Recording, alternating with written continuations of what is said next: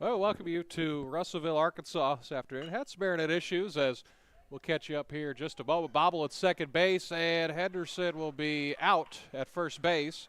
Jet Hannaford reached on an error in center field to start off the ball game. Finley Chafin flew out right to the pitcher, and Lincoln Sherry struck out. And you just saw Nate Henderson ground out to second base. He was able to corral it as they're having some issue with the scoreboard.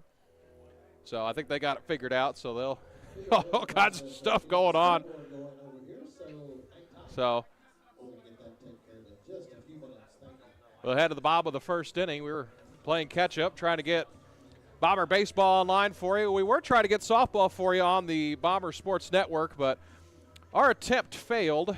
We were trying to see if Kurt Drury could get the softball game on his iPad, but YouTube was not cooperating. So if you want to catch the Lady Bomber softball game, it is on Kurt Drury on Facebook's Facebook page. So, yeah, that's where we're at now. So the Bombers, they were hitless in that half inning. But they did leave a runner on as we'll head to the bottom of the first. We'll go through the lineup for Mountain Home here in game number one. Jet Hannaford leading off in left field. Shortstop Finley Chafin. Lincoln Sherry hitting third, playing third. First baseman Nate Henderson batting fourth. Batting fifth, the designated hitter Jackson Corp. Ryder McLean in center field batting sixth. Batting seventh and pitching today, right-hander Ian Ellison. Dawson Dunlap at second base. Carter Adkins in the 9-hole playing in right field, and Jax Westcoat behind the dish here in game number one. We're glad you're here with us this afternoon from beautiful Russellville, Arkansas. We're going to have the senior night festivities in between games here tonight. They had this game was originally scheduled for, when was it? On Tuesday.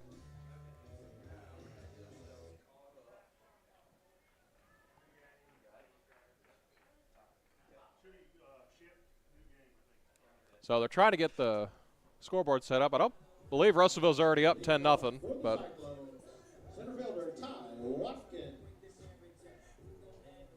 well, Ty Watkins will stand in, the leadoff hitter for Russellville.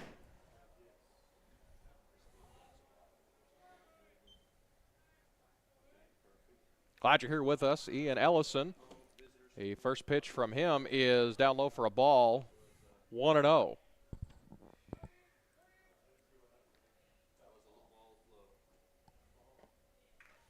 Next pitch is a strike in there, 1-1.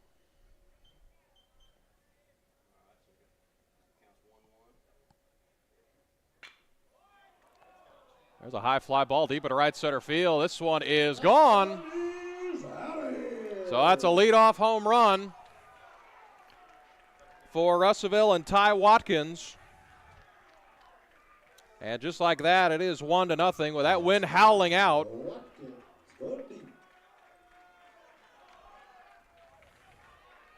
So 3 pitches and 1 run so far for the Cyclones. It'll be Adam Snyder up to bat.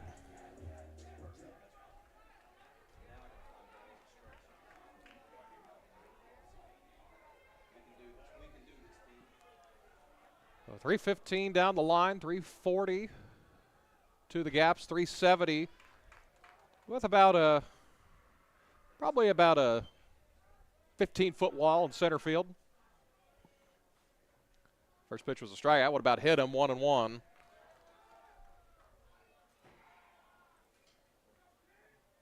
Good afternoon for baseball. We were worried there was a little bit more rain. Sounded like last night. This one's down low for a ball, 2-1. Of course, this was about the latest we could play this one.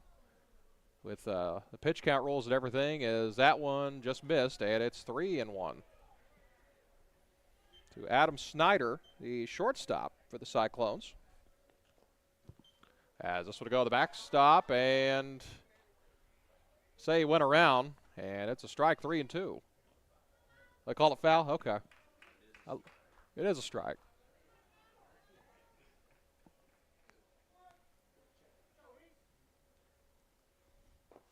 This one's down low. Now he's on base.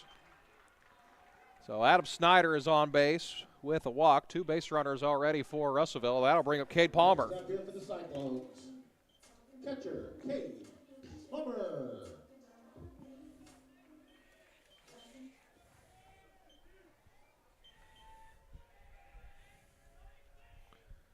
So Palmer is considered Russellville's best clutch batter. He's also the son of Brad Palmer, assistant for the Golden Suns basketball team. So what Mickey Duval sent me, and hopefully it's all correct. So the Peyton Kaufman up behind Cade Palmer. Runner over at first base. Nobody out here in the bottom of the first. We'll keep you updated on how things go at softball. We got a few eyes over there. That's a big series for the Lady Bombers. Lady Bombers 5-1 in 5A West play. Bombers 4-2. They took a couple on the chin at Van Buren last week, but Van Buren's pretty good. They'll do that to a lot of people.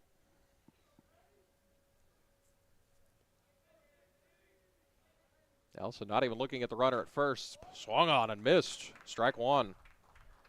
Actually, strike 2, excuse me. I can't count. It's that Mountain Home Education.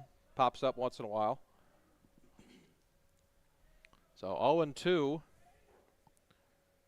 to Cade Palmer, as this one is on the outside, 1-2.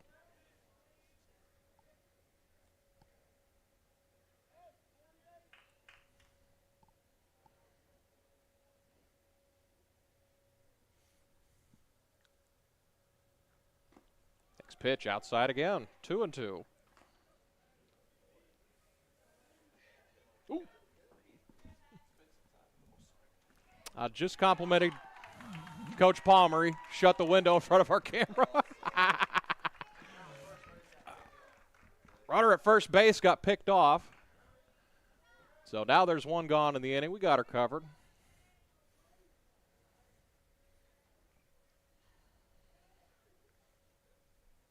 So now base is empty for Palmer, who will now face a full count.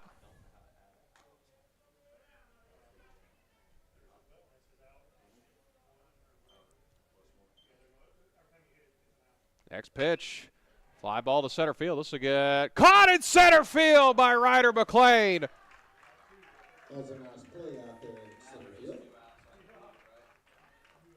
Ryder McLean lunging for that one, hauls it in, and there's 2 gone in the inning. Peyton Kaufman.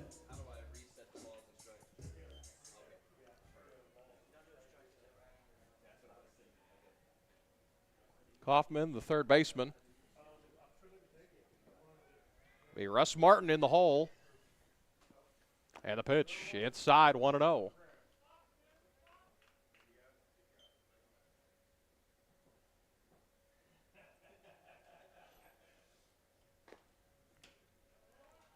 So 2 gone in the inning, 2 balls and no strikes to Peyton Kaufman.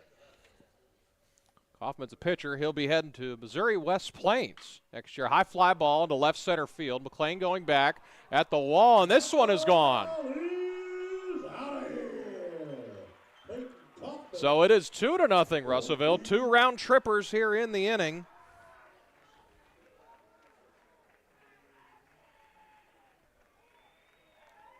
First by Ty Watkins, now Peyton Kaufman.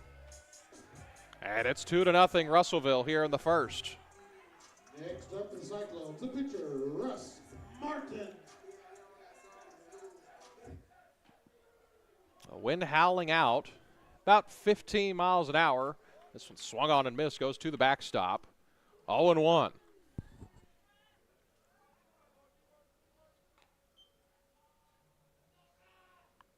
Outfield playing straight up.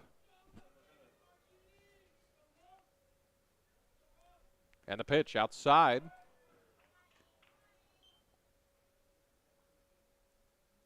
Should be 1-1. And the next pitch, that one's down low. He can keep it up there. It was 2-0 on the board, 2-1. They're playing musical chairs up here with the staff up here. They're awesome, though. So this one fouled away. It's 2-2. 2-0 our score. 2 runs on 2 solo home runs from Ty Watkins and Peyton Kaufman here in the first inning. Ellison's 2-2 pitch just missed, and it's a full count. Coach Palmer's back to save the day next to us. A 3-2 from Ellison, and just high, and it's a walk.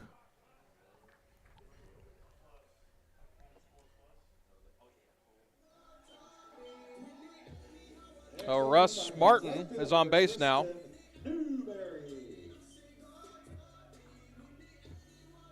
So Russ Martin is on base, the pitcher for Russellville. And Tristan Newberry will come to the plate.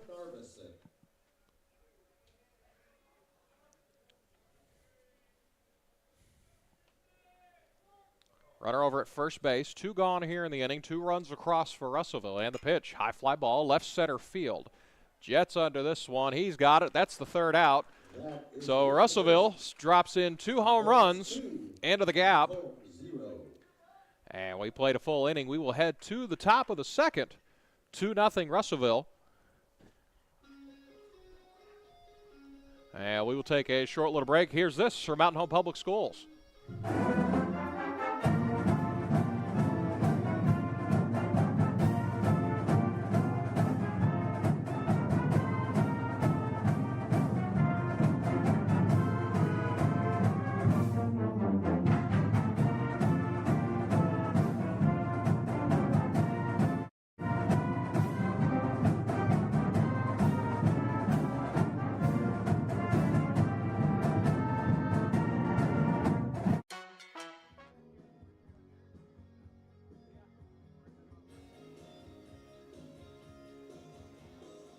Top of the 2nd inning here in Russellville, Arkansas. Good afternoon for baseball.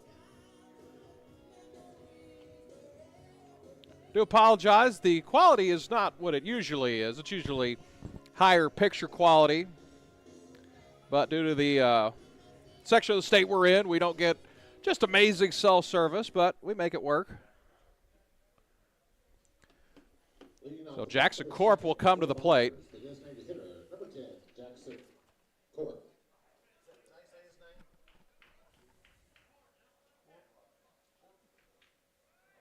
Jackson Corp will come to the plate. 2-sport athlete for the Bombers. As his first pitch is outside and high, 1-0.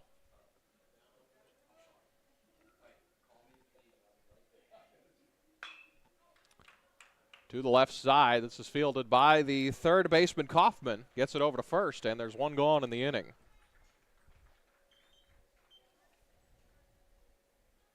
Next up for the Bombers, center fielder H.D. Ryder McLean.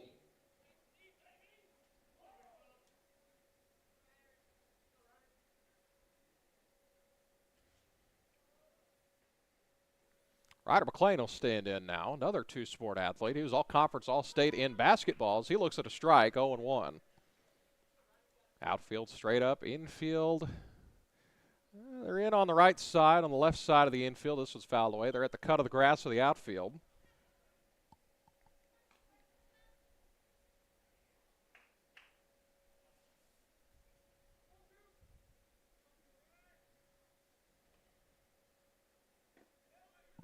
His pitch down low, it's a ball. Could have been strike 3. Umpire thought otherwise.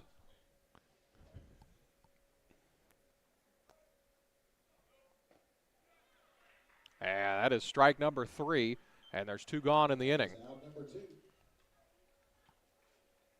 Stepping to the plate for the Bombers, the pitcher, Ian Ellison.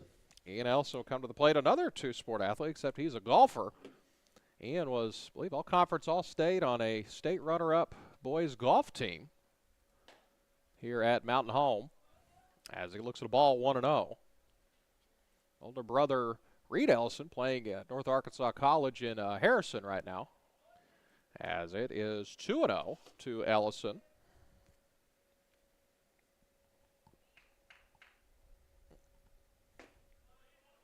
Another ball to Ellison, 3-0.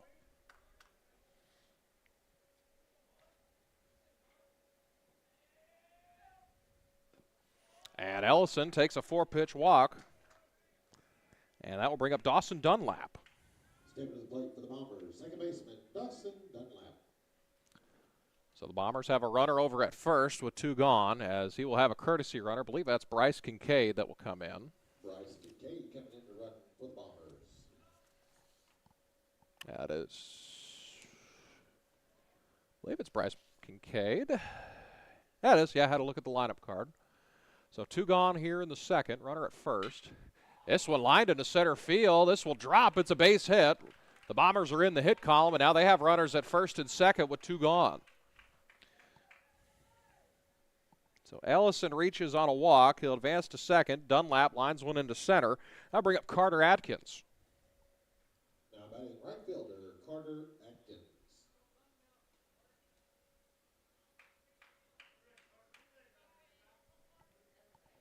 So first hit of the ball game for the Bombers. So they're trying to answer from 2 solo home runs that were hit in the bottom of the first inning. And this wind howling out to center. And the pitch swung on and missed. Screws Atkins into the ground. And the runners advance to second and third. Atkins walking it off. It looked like he might have rolled an ankle. Yeah, also hit him. So it's 0, and he swung at it. It was 0-1. Yeah, that should be. Of course, don't matter what I think. Matters what the umpire thinks. Oh, 0-1 to Carter Atkins. 2 runners in scoring position now at the top of the lineup, looming for Mountain Home. Not even looking at the runner, and Atkins calls time. He's still lingering. As now the umpires are going to confer now.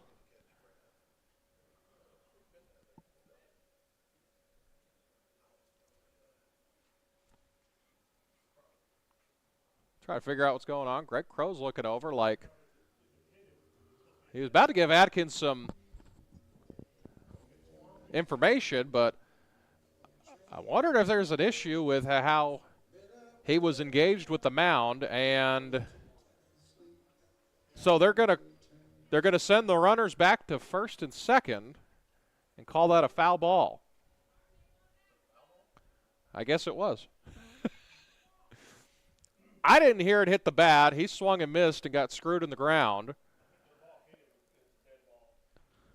I couldn't tell if it hit him, but yeah, if it hit him, then it's a dead ball. So the runners will go back. So the runners will return to first and second. 2 gone here in the second. Bombers have some base runners. Ellison over at second. Actually, that is not Ellison. It's courtesy runners over there, and that's a strike. 0-2. That is Kincaid running over at second. Dunlap over at first. A couple Bomber football players on the bases right now.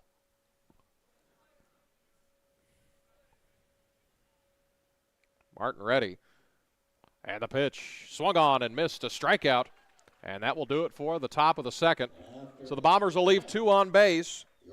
They'll have the top of the order due up in the next half inning. They'll head to the bottom of the second. It is 2-0 Russellville. We'll have some upcoming broadcasts for you. We'll have another edition of Lady Bomber Softball, our first road broadcast of the year. That will take place tomorrow in Paragould. Hopefully they get a pair of wins over there. Softball field's behind us. We'll still see if we can get some updates for you. Nottoway Public Schools is currently accepting applications from students interested in participating in the School Choice Program. The School Choice Act 560 of 2015, authorized by the Arkansas General Assembly, empowers parents to seek admission for their children in participating school districts other than their residential district. To be deemed eligible for the approaching school year, applications for the 24-25 term must be received on or before May 1st of 2024. Applications should be submitted to the non-resident district, which will then notify the resident district of the filed application. Assignments will be determined based on available space, and applicants will receive notification of acceptance or rejection before July 1st. So you got about 3 weeks away to get those in if you want to be a Bomber, or if you want your child to be a Bomber.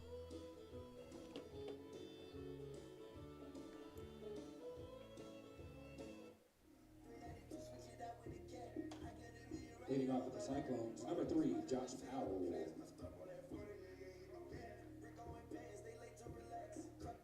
So Josh Powell will come to the plate.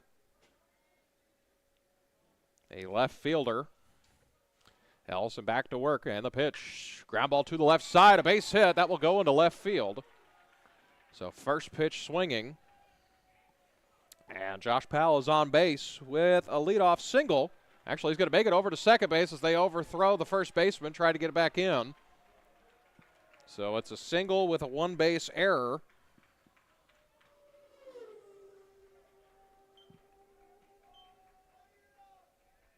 That will bring up Drew Hill.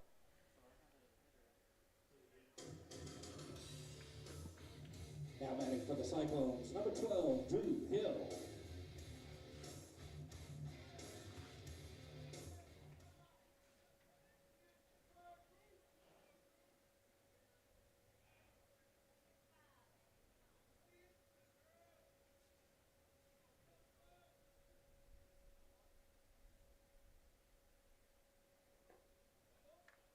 So I missed strike one. Good afternoon for baseball. Sun shining. Birds are singing. John Calipari is the head coach of the Hogs. A great day here in the state. Runner over at second. Nobody out. And the pitch. Line to the second baseman, Dunlap. Nobody was over at second to cover, but it will be one out.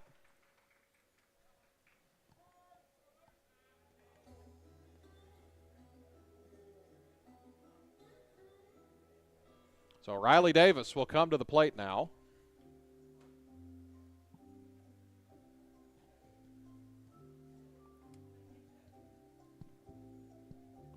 So there'll be a meeting on the mound. Greg Crow will mosey out.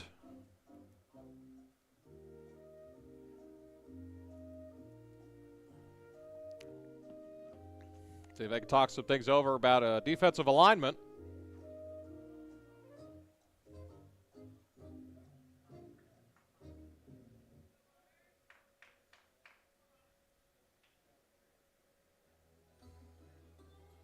For the Cyclones, number 35, Riley Davis. Riley Davis will stand in his first at bat of the afternoon.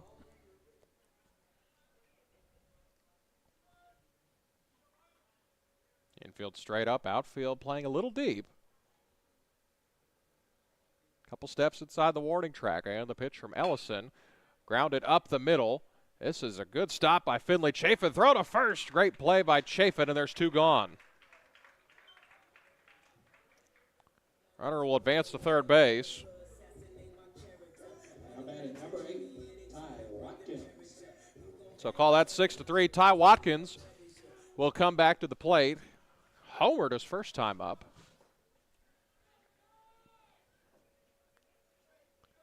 It wasn't just it wasn't a 500-foot blast, but it got in the air and the wind carried this one. This will go to the backstop. Job by Westcote to scoop that one up. And counts 1-0. Bottom of the second, 2-0 our score. Russellville's only runs are 2 solo home runs. Throw over to third base, and he's back safely.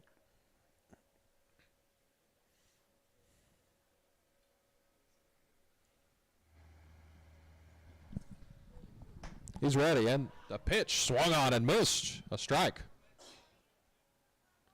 So that's a good job by Ellison.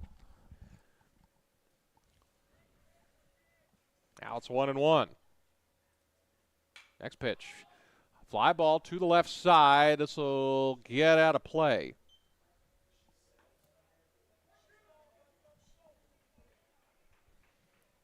So Bomber JV team already in Harrison right now. They're about to get underway. I think they are underway. Coach Cudworth, Coach Taylor with that bunch over there. Traveling a little thin today.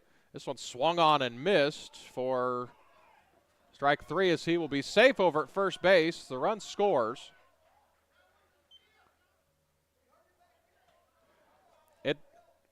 I thought I heard a tip, but it was very faint.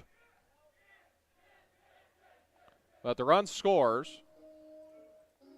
It is an E2. Now batting for the Cyclones, number 2, Adam Snyder.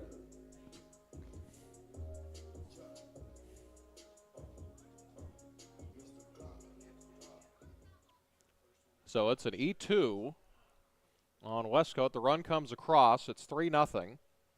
As the umpires, I think, will have another discussion about this. 2 gone on the inning.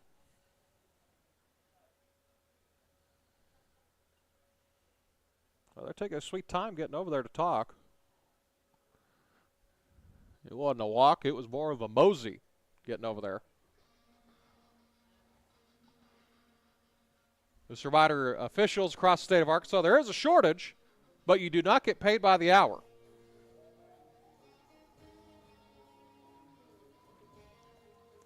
So they're going to say everything's all good. It was not foul tipped. So it'll be 2 gone in the inning.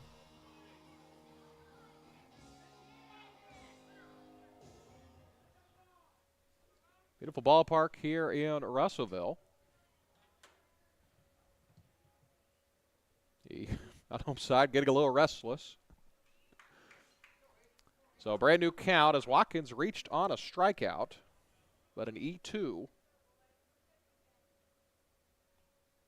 Allison ready. And the pitch inside, ball 1. Adam Snyder reached on a walk his first time up.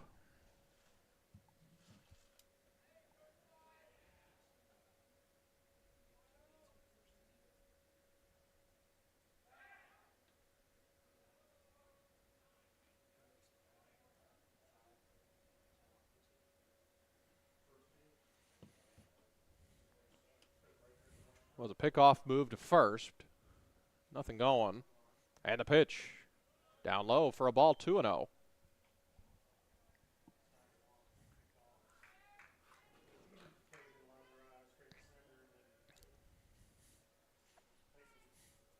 Next pitch. Inside. Goes to the backstop. 3-0. The runner will advance to second.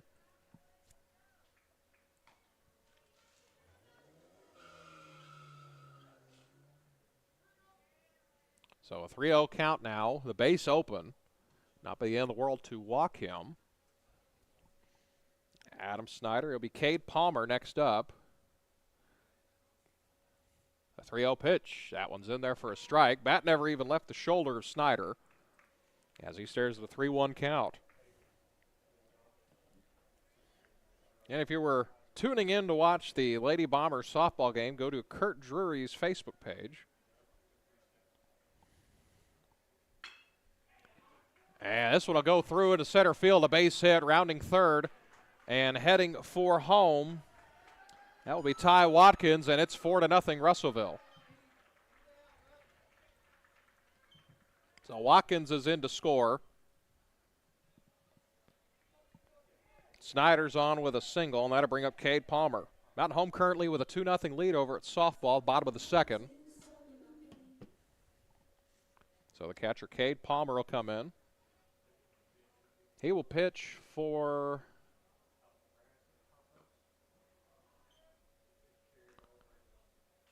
no, he is also a pitcher. Excuse me, I was looking at my notes wrong. As he looks at a ball 1-0. And the pitch, high fly ball, deep into left center field. McLean tracking back at the wall. This one is gone. A 2-run homer, the 3rd home run of the game. So Cade Palmer joins the home run parade. 3rd homer of the game. It is 6-0.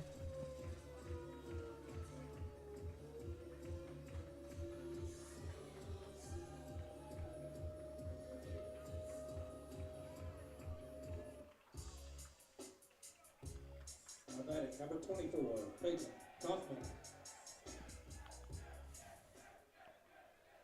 Is it? You have 6 or 5-0?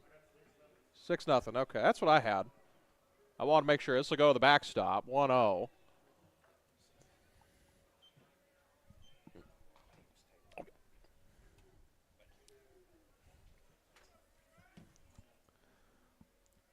So 6-0 our score, bottom of the second.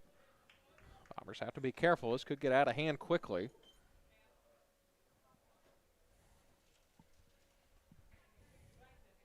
Ellison's ready. The pitch in there for a strike. 2-1.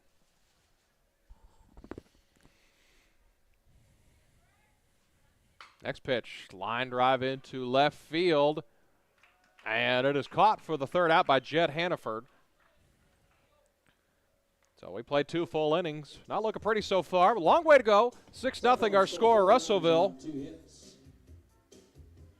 We played 2 innings. Your score, Russellville 6, Mountain Home 0. 4 runs across that half inning. It is 6-0. Top of the lineup due up for Mountain Home here in the 3rd inning. Your attention, please. We do have our raffle tonight for Cyclone Baseball. We got over $1,000 worth of gift cards we're giving away. Come get your raffle tickets right outside the press box. You can buy those. 1 ticket for $5, 5 tickets for $20. Again, $1,000. So good afternoon for baseball here. Last check, Lady Bomber softball was up 2-0 in the bottom of the 2nd.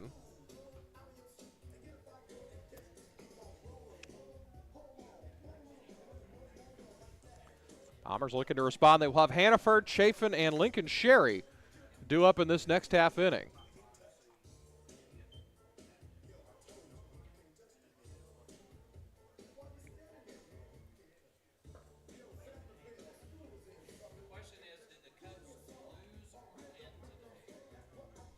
Yeah, they didn't lose. They didn't win. They didn't lose. So I know that. Yeah, they didn't play today.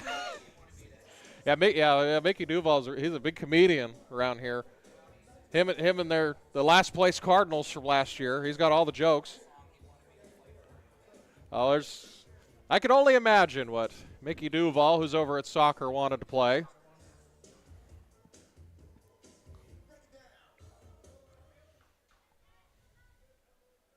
Leading off for the Bombers, number 2, Jet Hannaford.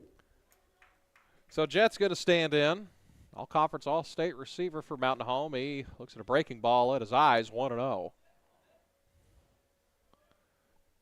If the Cubs could find a bullpen or anyone they could pitch after the 5th inning, they'd be okay. As next pitch is a ball, 2-0.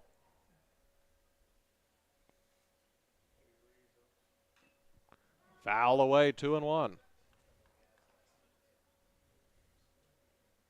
Only 2 coaches today for Mountain Home. Kyle Stevens over at first base, Greg Crow at 3rd. And the pitch, this one grounded to the second baseman, eats him up a little bit, throw over to first. They get him out anyway. That was Stevens. Gets it over to Hill, and that's the first out of the inning. Score that one 4-3. And Finley Chafin. Finley Chafin will stand in. He lined back to the pitcher his first time up.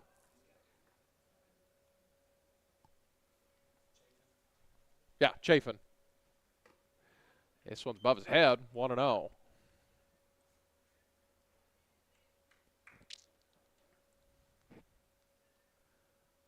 Next pitch in there for a strike. Caught the outside part of the plate, 1-1.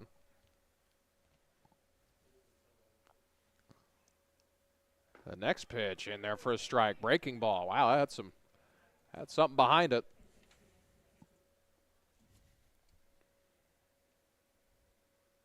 Swung on and missed. This one goes in the dirt. They'll have to throw to first. They do, and they get the out. So it is a strikeout. 3-1 or 2-3 on that play. Number 5, Lincoln Sherry. Lincoln Sherry will come to the plate.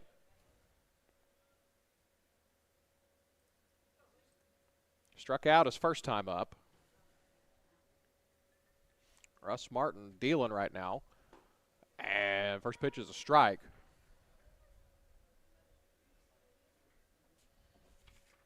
Martin working very quickly. Next pitch, breaking ball in there for a strike. If there was a pitch clock, he wouldn't need it. I'm talking, he gets the ball back, gets set, and he's ready to go. And the 0-2 called, strike 3. So Martin makes quick work of Sherry.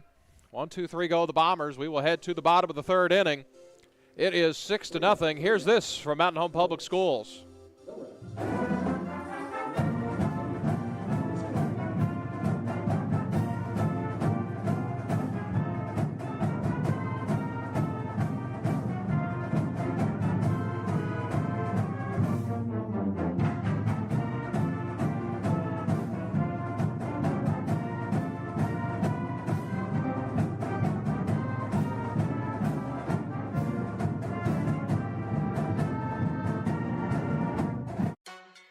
talking with Jeff Kincaid, Guyberry principal. Guyberry, we started 12 years ago for the school district to have our own alternative learning environment, and we've really grown since then. We've come a long way. We've had 3 state ALE Teachers of the Year. Mr. Tim Harris won that award 2 years ago, and then this year at State ALE Convention, he was appointed to the Arkansas Association of Alternative Educators State Boards. We're proud to have him on there. It's really been a big blessing.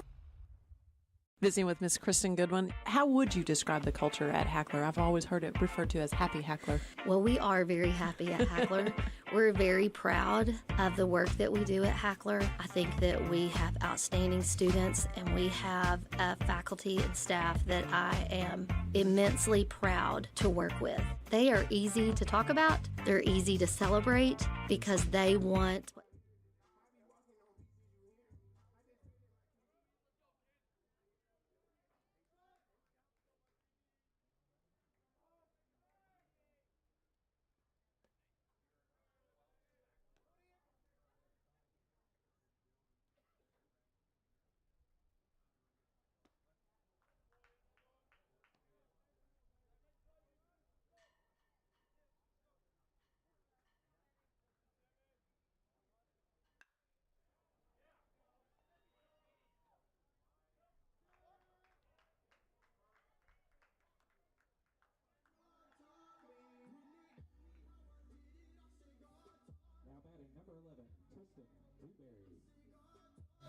So it was a surefire ball in the gap.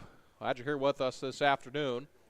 Can't apologize. The quality isn't what it normally is, but we're having some internet issues. But I think we got it straightened out as looks at a ball.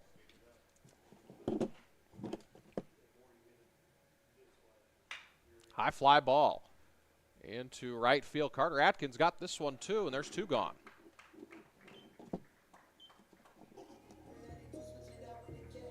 Now batting for the Cyclones, number 3, Josh Powell. So back-to-back flyouts to Carter Atkins to start the inning. Allison ready to go. First pitch to Powell. Fouled away, 0-1. Outfield straight up, infield straight up.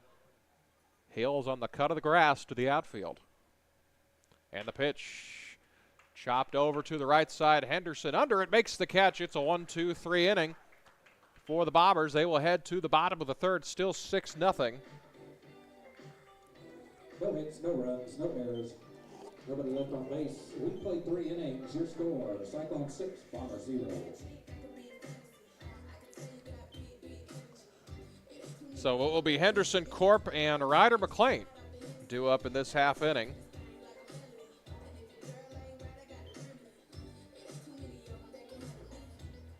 In the top of the 4th, we're zooming along.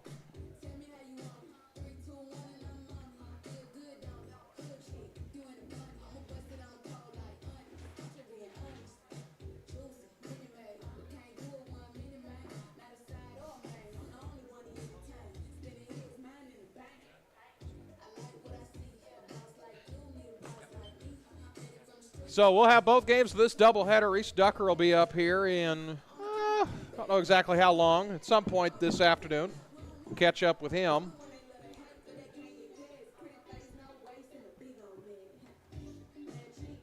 Be good to talk to him. He's a redshirt freshman for the Wonder Boys, was the Bombers' #1 pitcher last season.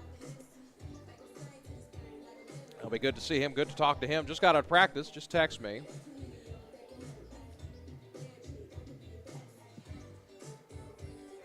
Martin finishing up his warm-up pitches. Hardly had to break a sweat so far. He's really good. Coach Crow said this is probably the best pitcher that they'll see in this conference. Him and along with the arms that they have over at Greenwood. Leading off of the Bombers, number 19, Nate Henderson. Oh, Nate Henderson will come to the plate. First pitch he sees is fouled away. Nate grounded out to second his first time up.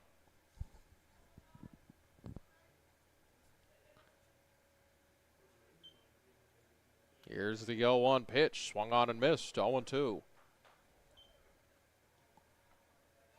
Jackson Corp waits on deck. 6-0 our score. And the 0-2 up high, 1-2.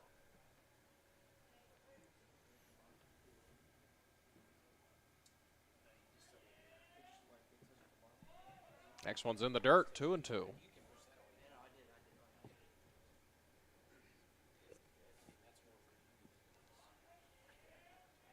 Next pitch, just missed, 3-2. Went from 0-2 to 3-2. Martin working very quickly, and the pitch fouled away. We'll do it again. Was pitch number 7 of the at-bat. Most pitches the Bombers have seen at-bat this afternoon. Next one, breaking ball in there for strike 3.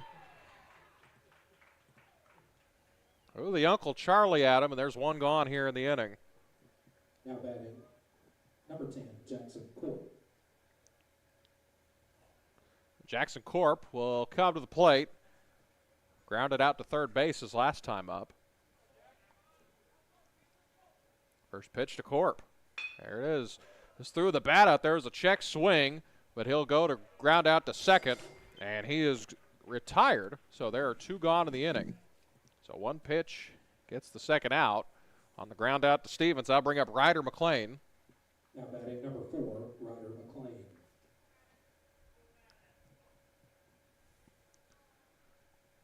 Ryder struck out his last time up. And the pitch in there for a strike, 0-1.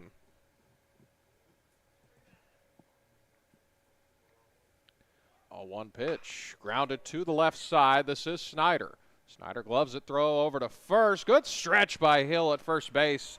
It's the third out, a 1-2-3 inning for the Cyclones. As we'll head to the bottom of the 4th. Still 6-0 No hits, no runs, no errors. in favor of Russellville. So let's check in over at softball, see what's going on there. Game number 1, Mountain Home leading 2-1, top of the 3rd. Last check.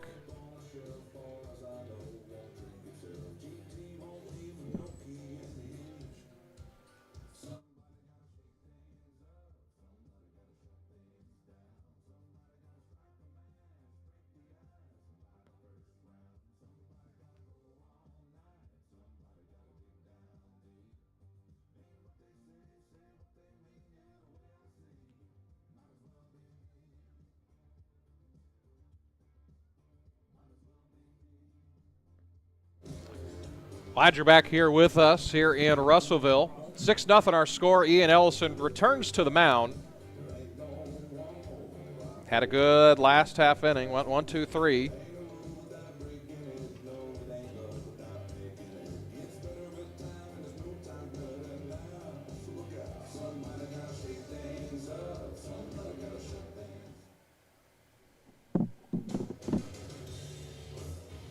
Leading off for the Cyclones, number 12, Drew Hill. Drew Hill will come to the plate, lead things off at the bottom of the 4th. Cyclones with a 6-0 lead. As Hill lined out to Dunlap's last time up at second. Curveball about hits him. Missed it, 1-0.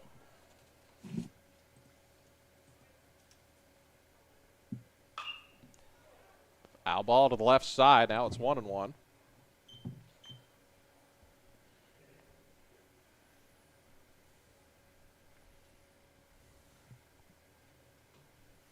One pitch, down low, 2-1. I swear it's a revolving door next to me. They're somewhat different, keeping the scoreboard every inning. We've had 3 different announcers in this game. I think everyone said this is popped straight up. Finley says he has it, calls everyone off, makes the catch. He backpedals into the outfield. First out of the inning, and Drew Hill is retired. Riley Davis. Riley Davis will come to the plate. He grounded out to short his first time up.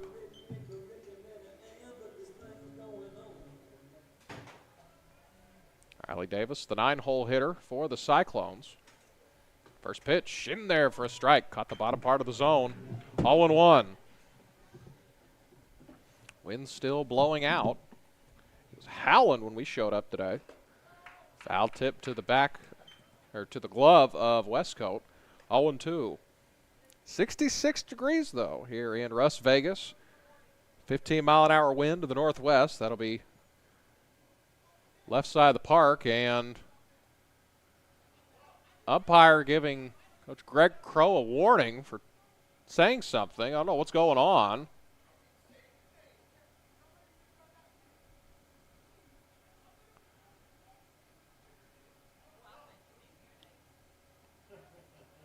I mean, I looked right over him. Greg wasn't even saying anything. The umpire's telling Greg to be quiet.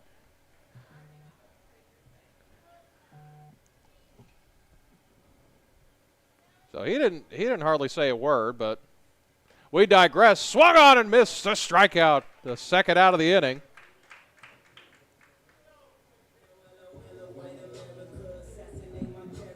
Now batting for the Cyclones, number 8, Ty Watkins. So Ty Watkins will come to the plate. He reached on an error and homered in his first at-bat. Now listen, Coach Crow's very vocal. His voice stands out. I couldn't hear him from up here, if that means anything. Yeah, the wind. There's a lot of wind. That one's in there for a strike. 0-1. Wind gusts up to 36 miles per hour, according to the Weather Channel right now. So it's pretty loud. 31 to 36. Currently 15 miles an hour. 0-1. That hits him. So that will put Watkins on base for the third time this afternoon. Now batting number 2, Adam Snyder.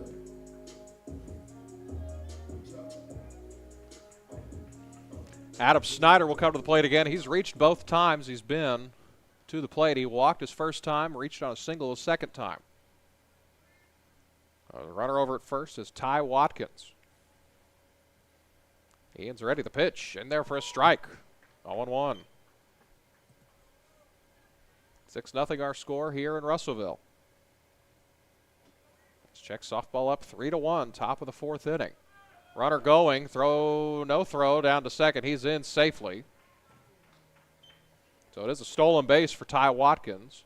First stolen base of the day for either side.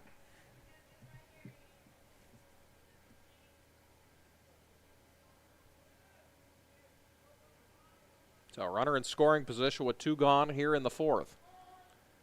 Time called at the plate.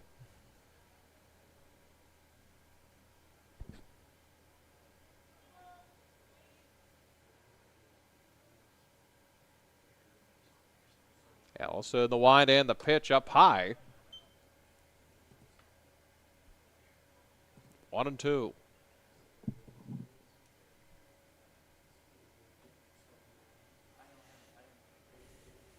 Ellison gets the sign, checks the runner at second, and the pitch just low. Runner will advance to third. Ball goes to the backstop, and it's 2-2.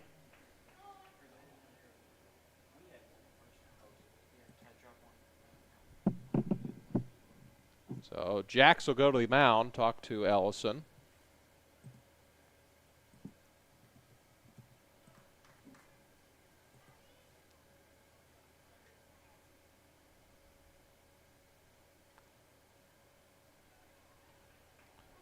Two the count. To Snyder. And the pitch. Swung on and missed a strikeout. 2 strikeouts that inning. Russellville held scoreless for the second straight inning. We will head to the top of the fifth. No hits, no runs, no errors, 1 left. It is still 6-0. We played 4 innings of baseball. Your score: Cyclones 6, Bombers 0.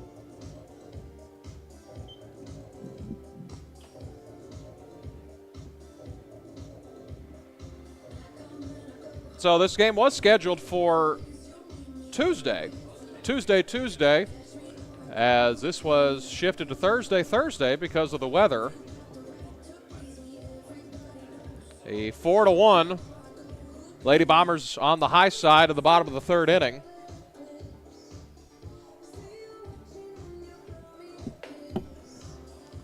As Martin will go back to work here in the top of the fifth inning. Man, he works really quick.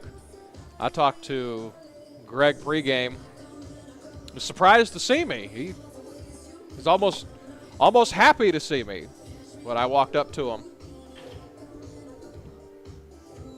And he said, yeah, this dude can go.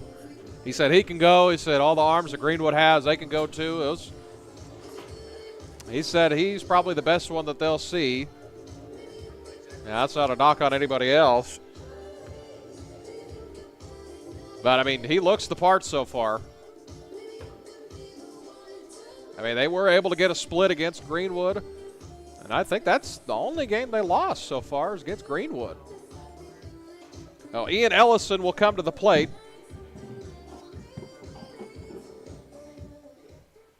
Leading off for Mountain Home, number 11, Ian Ellison.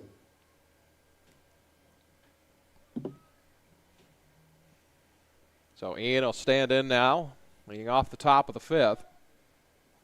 Bomber pitcher will be Ellison, Dunlap, and Atkins. Swung on and missed for strike number one.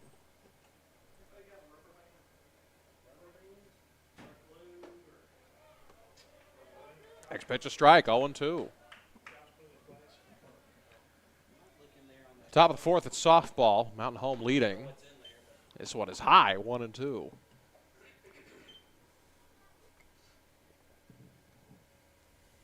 Ready, wind in the pitch. Down low. 2-2. Defensive alignment for Russellville. Kaufman, Snyder, Stevens, and Hill on the infield. Powell, Watkins, and Newberry from left to right in the outfield. And it is Martin throwing to Palmer.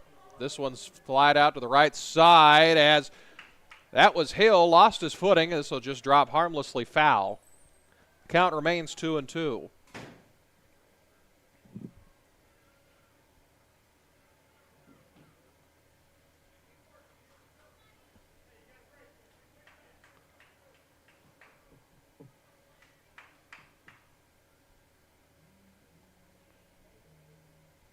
Ian will return to the plate after the foul ball.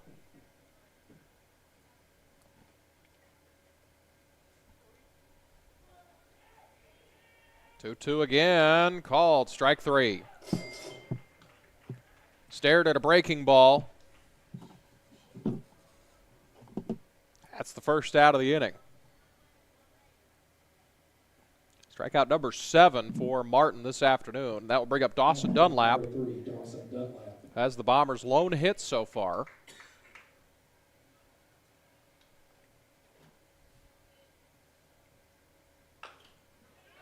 This one chopped to the left side, fielded by Kaufman. He'll throw to first, and he's out. Good job by Kaufman to get that one over there. Coach Stevens thought he was safe. It was awful close, but it's called out. 5-3. Carter Atkins will step to the plate. He struck out his first time up.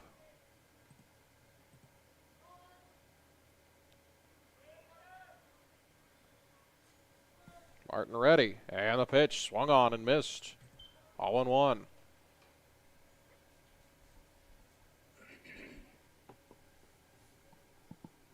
Next pitch in there for a strike, 0-2.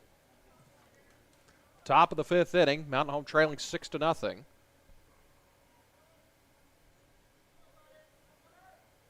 Martin steps off, readdresses the rubber and the pitch. Up high for a ball, 1-2. 3 home runs so far for the Cyclones. 2 solo shots in the first, a 2-run shot in the third. It'd be the second inning as this one is called strike 3. He swung at the pitch, throw down to first. He will be safe. So Carter Atkins is on. So that is strikeout number 8 for Martin, but it is an E2. Now batting number 2, Jet Hannaford. So Atkins is on base, and Jet Hannaford will come to the plate. 0 for 2 with a fly out to center and a ground out to second.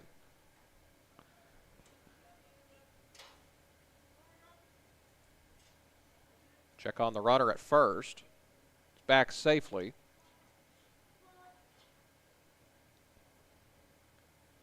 Martin's ready. And the pitch in there for a strike. 0-1.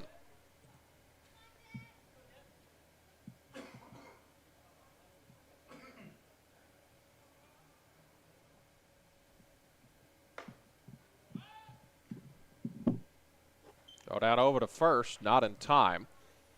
0-2.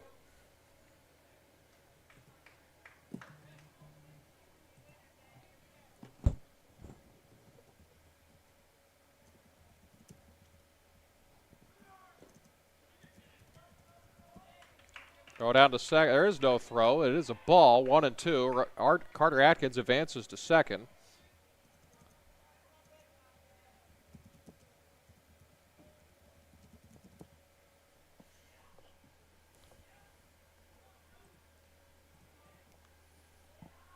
So the 1-2 pitch grounded to the left side. Foul.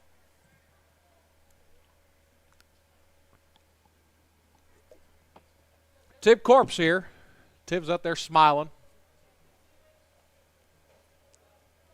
Big contingent of Bomber fans down the left field line. Martin's ready. And the 1-2 in the dirt, 2-2.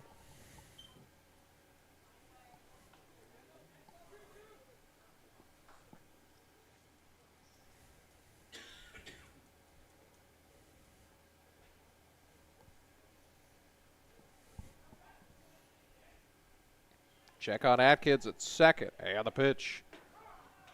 Called strike 3.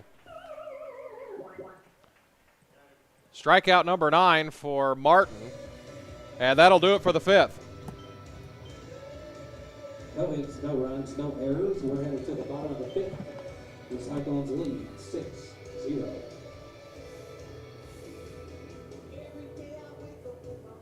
Your attention, please. We do have raffle tickets for sale tonight. We're giving away over $1,000 worth of gift cards.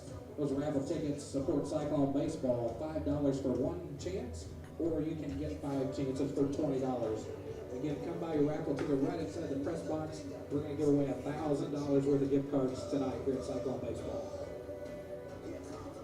So 6-0 our score. Ian Ellison will return to the mound. Actually, no, this will be Maddox Carney. There has been a pitching change.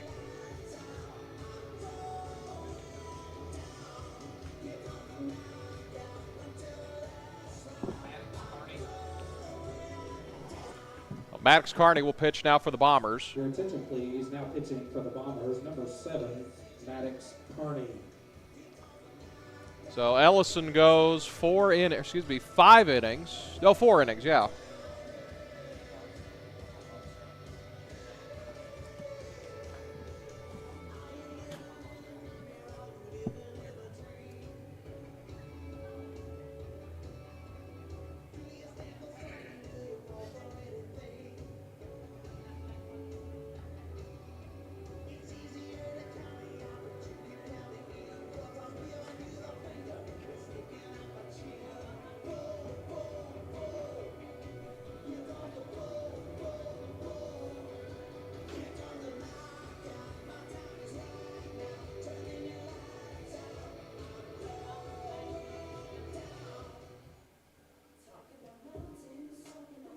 Leading off for the Cyclones, number 16, Cade Palmer.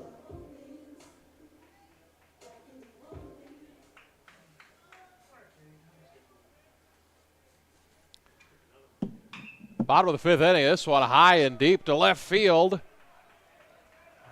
This will bounce down. So it is a leadoff double for Cade Palmer. Now batting number 24, Peyton Kaufman. Peyton Kaufman will step to the plate now after the leadoff double by Palmer.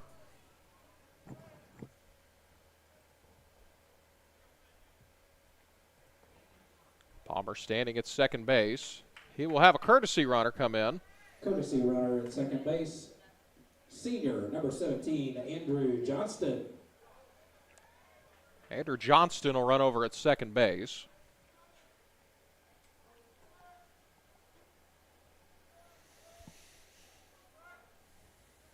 Line of the pitch from Carney, fresh into the game, a strike, 0-1.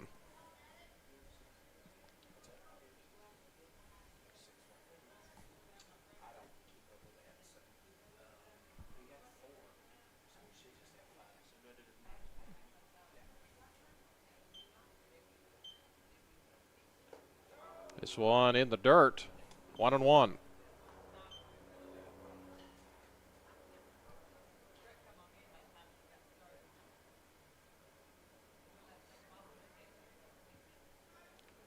Good crowd on hand here in Russellville. Go over to the right side, nothing but Russellville red over there. This one is Grabbed out of the dirt, pops straight up. Dunlap's got it. And that's the first out of the inning. Now batting number 27, Russ Martin. So Russ Martin will come to the plate. He's got 9 strikeouts so far. He is the pitcher of record for this game. One of the big arms. He is committed to the Arkansas Razorbacks. He's got to trade in this shade of red for a different one here in a little bit. This one has popped up to the right side. Dunlap looking for it and can't make the play. This one falls. So it'll be an E4 as they get it back into second base. Now there's runners at the corner with one gone. Now batting number 11, Tristan Newberry. So it's the second time Martin's reached base.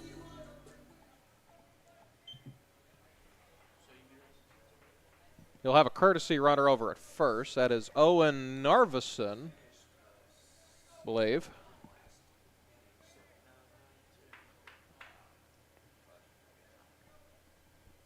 Runners at the corners, one gone. Time is called.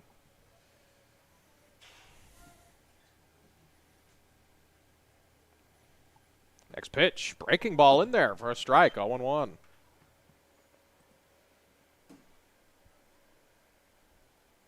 Top of the 5th inning, 6-0 our score. Russellville did all their damage the first 2 innings.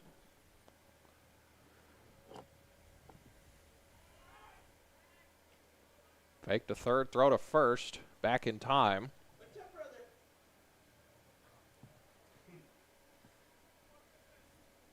This played the "What's up, brother" sound effect over the sound system. And he used sketch fans out there. This pitch in there for a strike.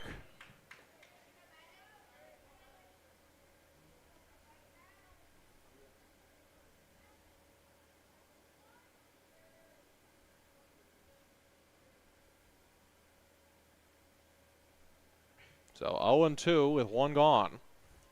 And the pitch grounded back to Carney off his glove. The run will score, and everyone's safe.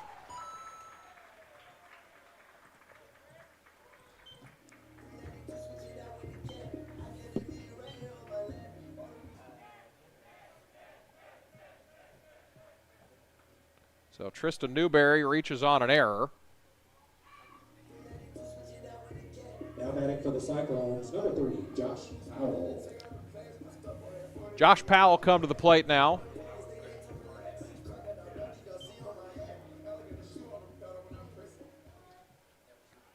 They say for a special team, it requires special players to make special plays.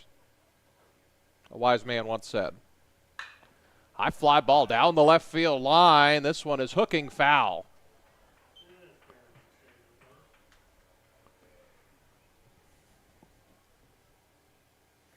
Seven nothing our score now.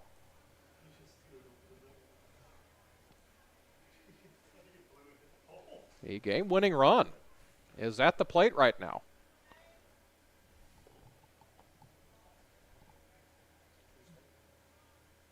So Josh Powell at the plate. He stares at a breaking ball down low, 1-1.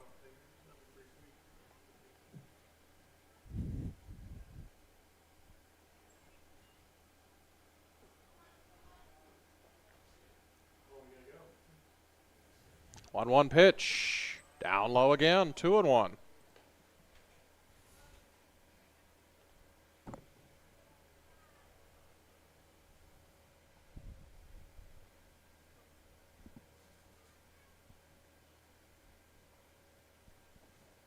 A 2-1, fouled back 2-2.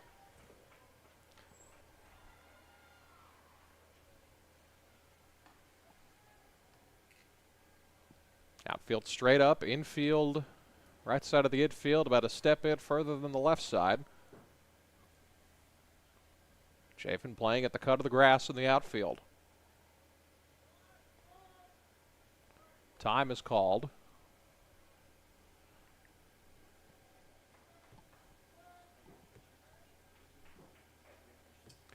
So it is just baseball, softball in action today. Both teams playing in Russellville this afternoon. And the pitch down low. This will go. This is blocked by Westcote. And the count's full.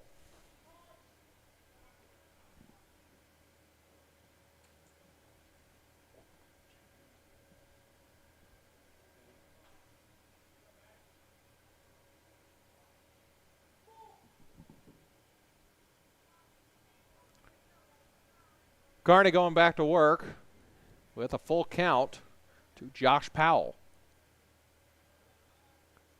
Ready, the pitch. High fly ball to the left side. This one hooking out of play. Yeah,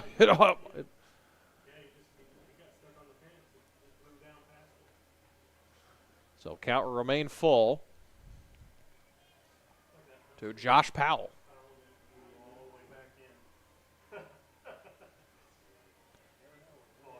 Runners at first and second, one gone here in the fifth. Time called by Powell at the plate.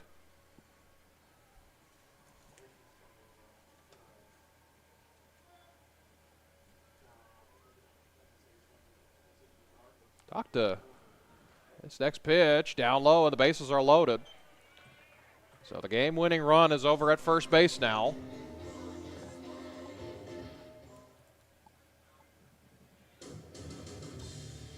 Now batting for the Cyclones, number 12, Drew Hill. Drew Hill will come to the plate now. One gone in the fifth inning. He is 0 for 2. He has flown out to second and flown out to short. It'll be Hill and then Davis, then the top of the lineup for the Cyclones. Line in the pitch from Kearney. This one down low for a ball, 1-0.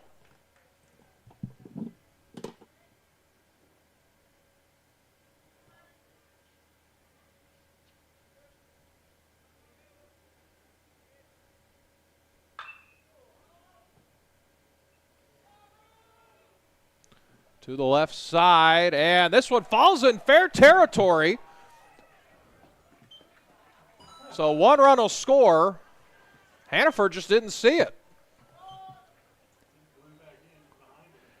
It was hooking foul, and it blew back about 20, 25 feet to the right. Number 35, Riley Davis. So a run comes across. It's a very long RBI single. So the winning run now at second base. Line in the pitch. Fly ball to left field. This one is foul. Just foul.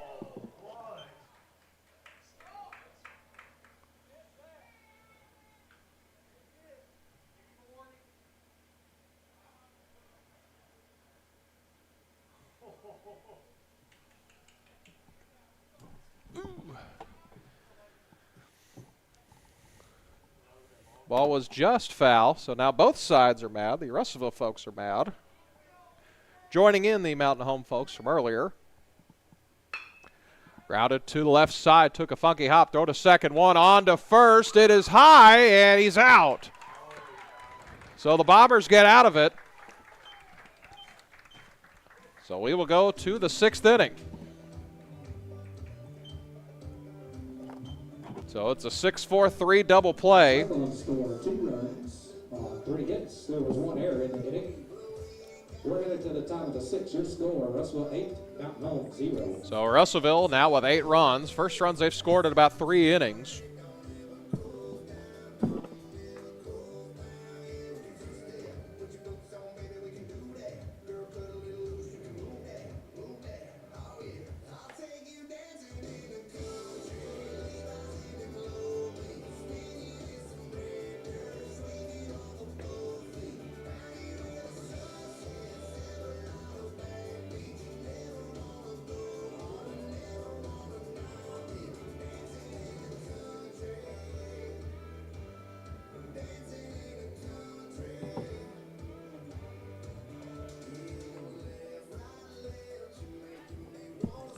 So it will be Chafin, Sherry, and Henderson due up in this half inning.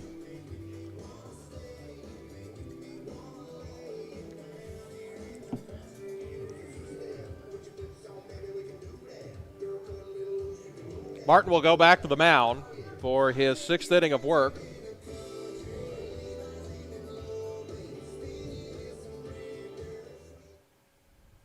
Leading off with the Bombers, number 6, Finley Chafin. So Finley will come to the plate, line back to the pitcher, and struck out his first 2 times.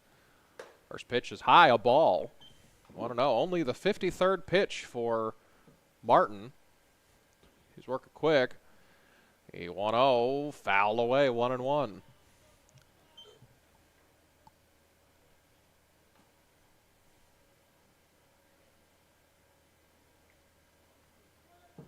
And this is part 1 of a doubleheader. This next pitch swung on and missed, strike 2. They play the games in the 5A West. It's a conference doubleheader. You'll play everyone twice, but some of the doubleheaders will be on the road. Some will be at home as this next pitch is a ball, 2-2. Bombers will be at home the next 2 series. They will welcome Greenwood and Greenbrier to McLean Family Park as this one bounces in the dirt, 3-2.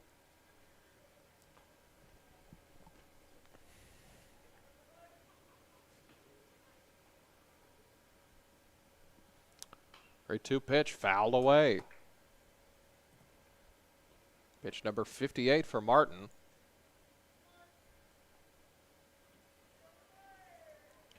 And the pitch down the left field line. It is picked up by the third baseman, Kaufman, over to Hill. And that's the first out of the inning.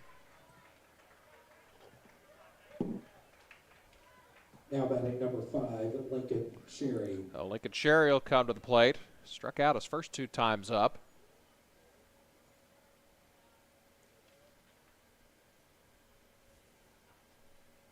First pitch swung on and missed. Big hearty cut by Sherry. And it's a strike, 0-1. The next one down low for a ball, 1-1.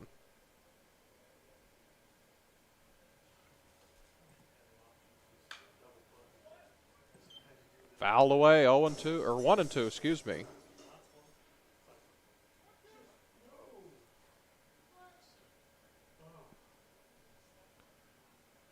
The 1-2. Sherry swung on and missed. A strikeout.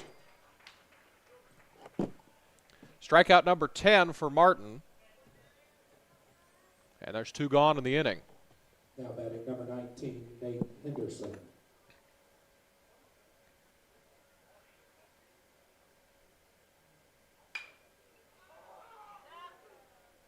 Fouled over to the left side, out of play. 0-1.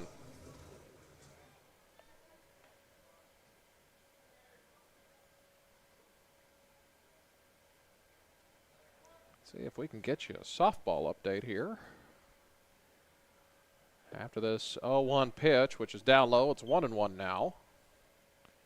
The Bombers 5-1 in the 5A West. It is 6-3, favor the Lady Bombers in the top of the 5th. That next pitch is a ball, 2-1. Down the left field line. This is picked up by the third baseman. Throw over to first. Good pick by Hill, or actually goes to the back. I thought he scooped it up, but Henderson is in safely at first base.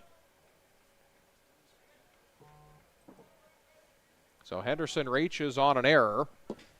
That will bring up Jackson Corp.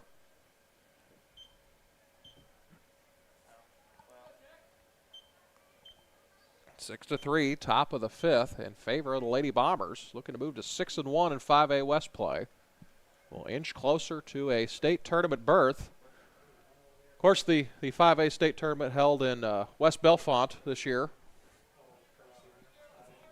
The Harrison City Park. Tate Cudworth now running over at first base. Now batting number 10, Jackson Corp. As Cudworth is a pinch runner over at first for Henderson. Cudworth, a speedy runner. Of course, he's not even the fastest person in his family. Sister Marcy, a track star over at Euler. 2 gone here in the 6th. First pitch, grounded to the left side. Good stab by Snyder. Throw over to first. This one goes toward the dugout of Russellville. Now the Bombers will have a runner at third, but Corp is safe over at second. So it's an error for the Cyclones, and now the Bombers have something cooking here as Ryder McLean will come to the plate. Now batting number 4, Ryder McLean. So back-to-back errors for the Cyclones. Have two runners in scoring position for the Bombers for Ryder McLean. First pitch to Ryder, up high, 1-0.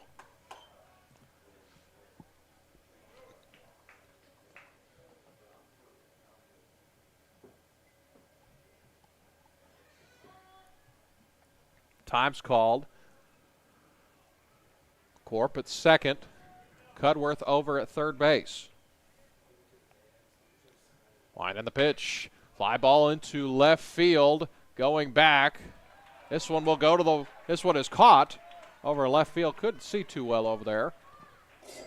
So Russellville escapes danger. So 6 shutout innings for Martin. We'll head to the bottom of the 6th. Still 8-0. That was hard hit. No hits, no runs. 2 errors on the innings. We're headed at the bottom of the 6th. Your score, Russellville 8, Mountain Home 0.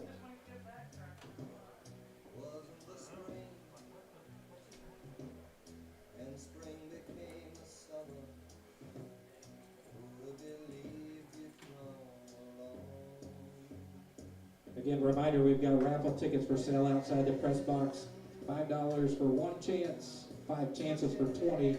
We're giving away tonight $1,000 worth of gift cards, over $1,000 worth of gift cards tonight.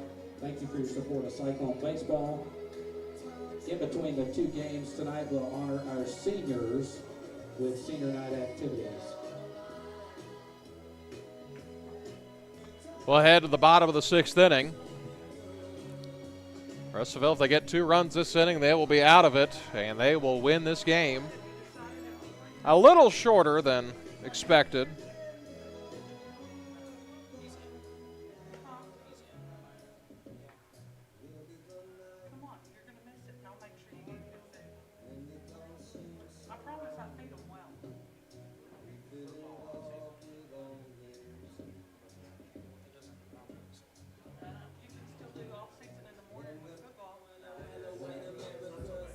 Leading off for the Cyclones, number 8, Ty Watkins. Ty Watkins will come to the plate and start things off here in the top of the 6th. Or bottom of the 6th, excuse me.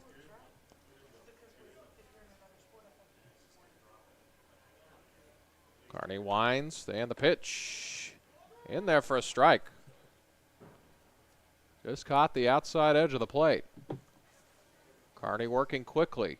And the pitch outside for a ball, 1-1. It's still blowing out about 15 miles an hour-ish.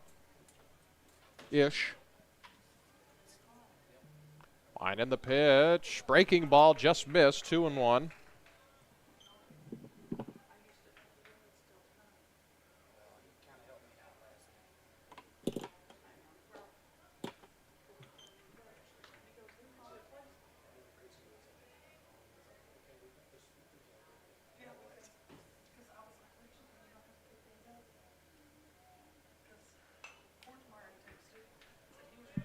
Foul away.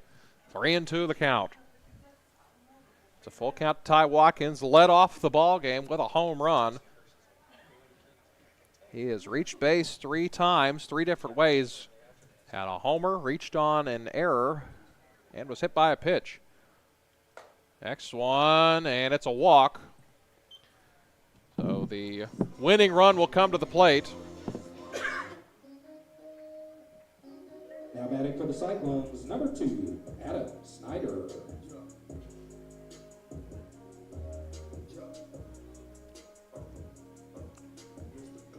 So unbelievably, we may be done with this one before softball gets done with theirs. You're only in the top of the 5th inning. Bombers lead 6-3 over there. This one to the left side. Catch is made. Watkins will go back to first, and there's one gone. Now batting number 16, Cade Palmer. Cade Palmer will now come to the plate. He had another home run He has one of the 3 home runs hit this afternoon. His was a 2-run homer in the second inning. He's had a double and a home run so far. OPS through the roof so far this afternoon. Carney will step off. Watkins over at first. Palmer is the winning run. Be Peyton Kaufman and then Russ Martin behind him on deck and in the hole.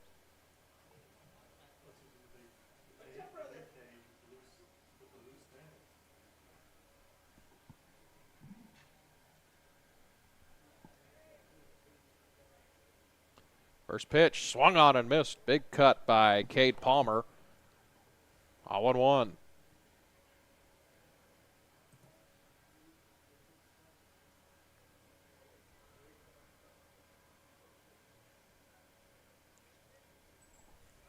Garney ready. Throw over to first, back in time.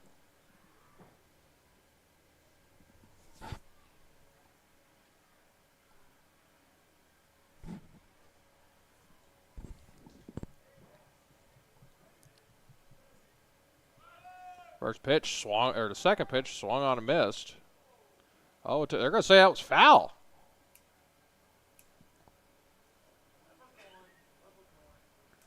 Okay. He said it was a foul tip. All right, it's 0-2 either way. But now Watkins goes back to first base.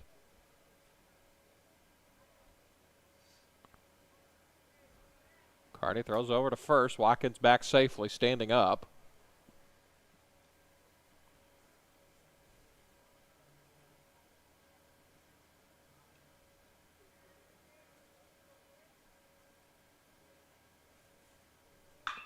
High fly ball. Deep into left field. This one's not coming back. And that's the ball game.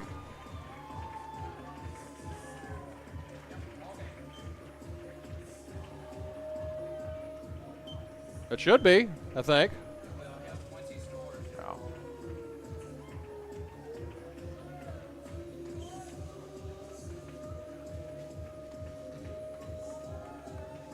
So that will do it. So in 6 innings, Russellville will take game number 1 by the final score of 10-0.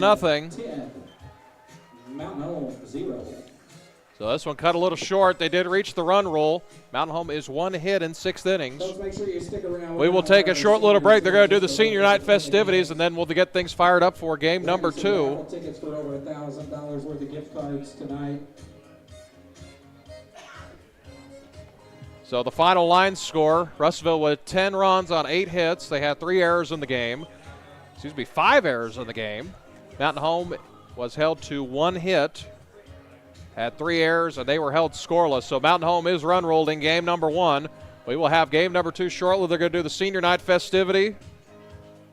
And then we will be back for game number 2. Bombers looking to try to get a sweep. We'll have updates for you from softball here shortly as we get them. But again, the final score, Russellville wins game number 1, 10-0. We'll take a break. We'll have the senior night festivities and more here on the Bomber Sports Network.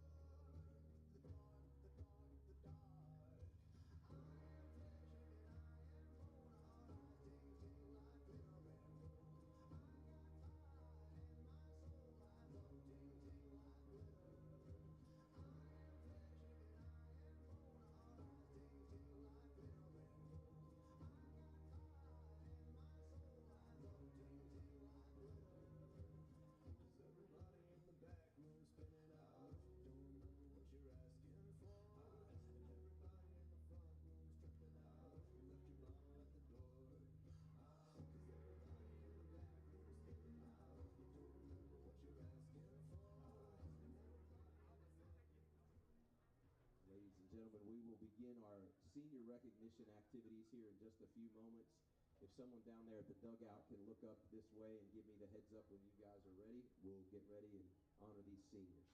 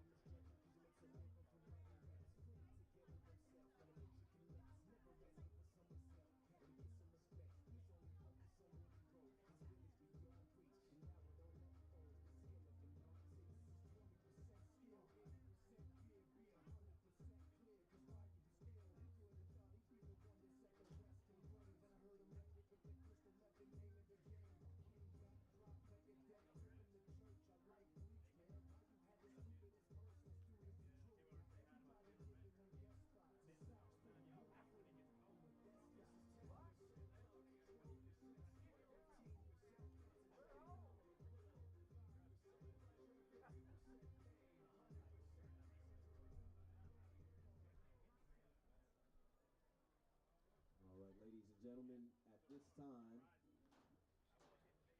we are ready to recognize our seniors.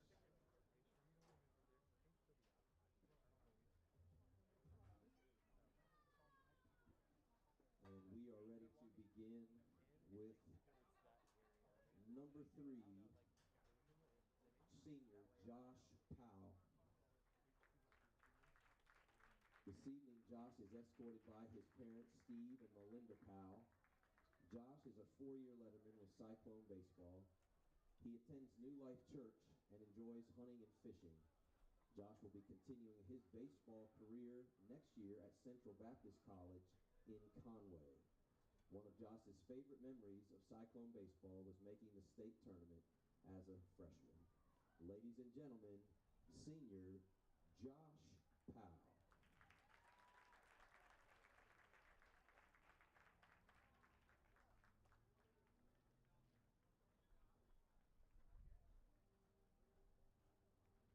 All right, our next senior, number 17, Andrew Johnson. This evening, Andrew is escorted by his parents, Alan and Tracy Johnson.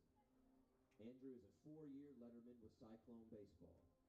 He attends London First Baptist Church, where he is a part of the youth group and has been a part of 19, yes, I said 19 mission trips. Andrew is also a 3-year member of the RHS Chamber Choir, National Honor Society, and has served as co-captain of Fellowship of Christian Athletes for 2 years. Andrew will be attending Arkansas Tech University in the fall, majoring in business.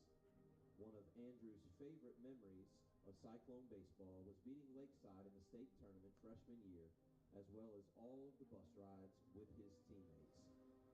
Ladies and gentlemen, Andrew Johnston. Our next senior is number 22, Carter Goodman. This evening, Carter is escorted by his parents, Terry and Robin Goodman, and his brother, Coulter. Carter is a 4-year letterman with Cyclone baseball. Carter plans to attend Arkansas Tech after graduation. One of Carter's favorite memories of Cyclone baseball was after sweeping Alma, dancing began in the dugout, and Coach McCrotty joined in. Ladies and gentlemen, senior number 22, Carter Goodman.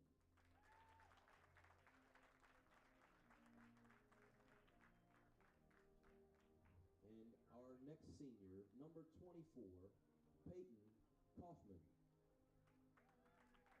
Peyton is escorted this evening by his parents, Brad and Wendy Kaufman, and his brother, Noah. Peyton is a 4-year letterman with Cyclone baseball and a 2-year letterman with Cyclone golf. He played youth baseball with RYBA, Dover Rec League, Russellville Raiders, Fieldhouse of Conway, and Central Arkansas Baseball Academy, as well as high school summer baseball with Russellville American Legion and the Arkansas Sticks. Peyton has been named Cyclone Baseball Freshman of the Year, 5A West All-Conference, Pitcher of the Year, and recognized as Arkansas Activities Association Player of the Week this season. Peyton is a member of the RHS Beta Club. Peyton will be continuing his baseball career at Missouri State West Plains next fall. One of Peyton's favorite memories of Cyclone baseball was the state tournament freshman year and earning his infamous nickname, Kraken. Ladies and gentlemen, one more time, let's give it up for our Cyclone seniors.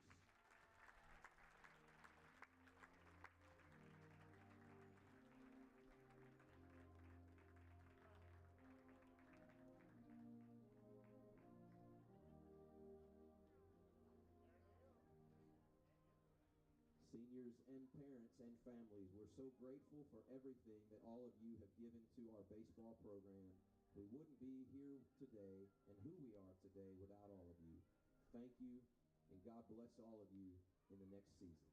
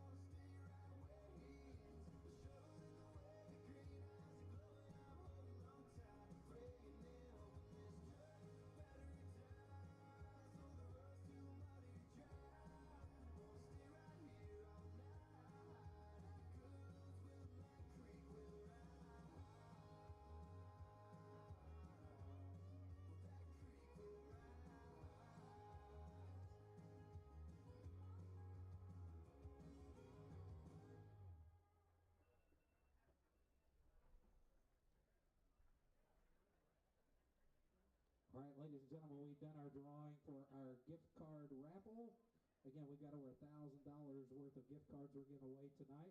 We had an impartial person draw, and our winner of our gift card raffle is Kelly Narvison. Congratulations, Kelly. Come on up here and get your gift cards.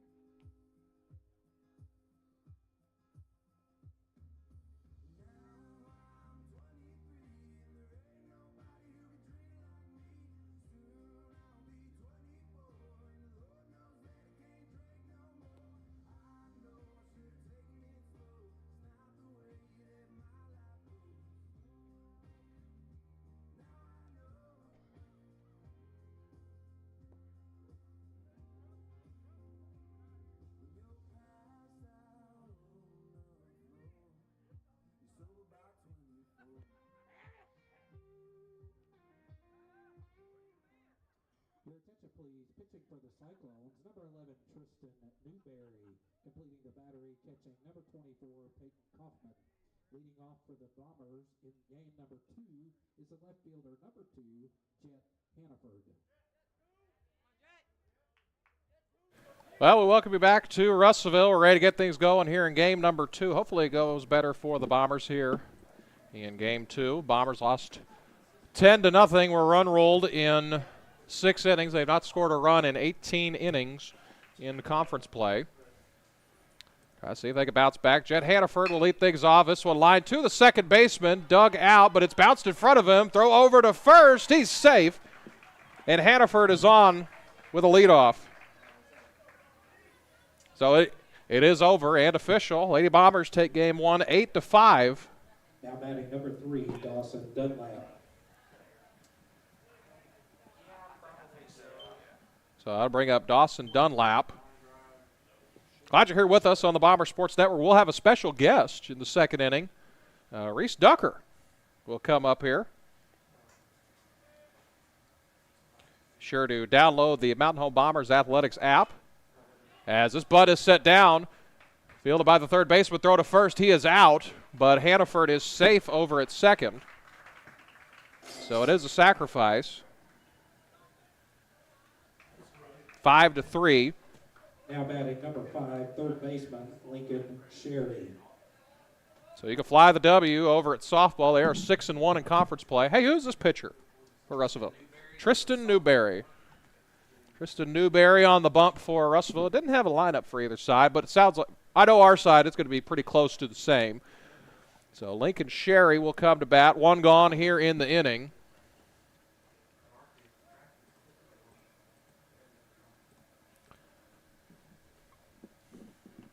Sun still shining, wind blowing out to center still, 15-ish miles an hour as Sherry looks at a ball, 1-0.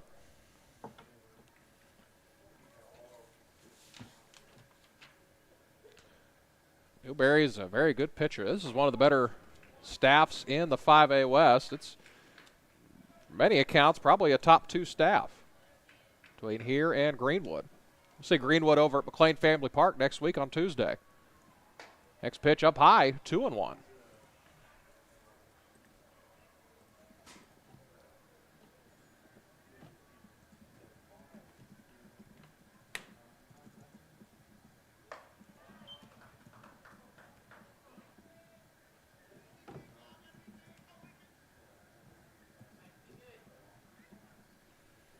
3-1 the count to Lincoln Sherry. Wide in the pitch. Swung on and missed. 3-2.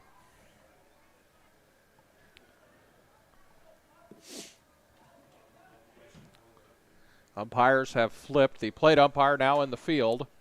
And the umpire that was in the field is now behind home plate for game 2. Newberry's next pitch. Checked his swing. Called strike 3. Didn't matter. So it's a strikeout. There's 2 gone. Now batting second baseman number 10, Jackson Corp. So Jackson Corp will stand in now.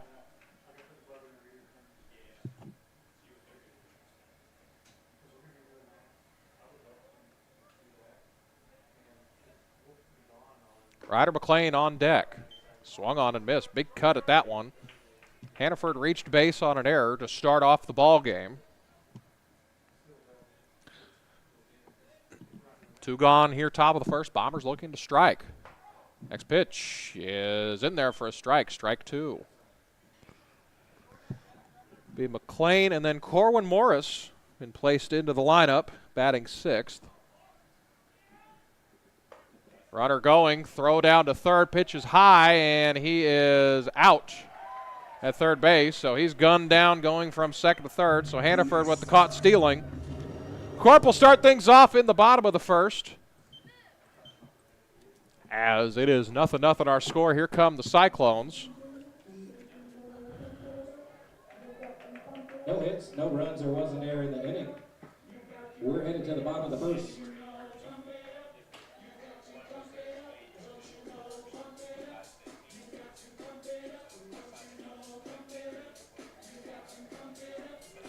So it will be the bottom of the first inning. Toe on the rubber will be Drew Haney for Mountain Home. He'll be today's pitcher. Here's the full lineup for Mountain Home. Jed Hannaford in left field. Dunlap playing in center. Lincoln Sherry at third base. Jackson Court playing second. Ryder McLean doing the catching for this game. The DH will be Corwin Morris. Playing at first will be Ian Ellison. Brady Lance in right field. Finley Chafin at short. And then Drew Haney on the mound for Mountain Home.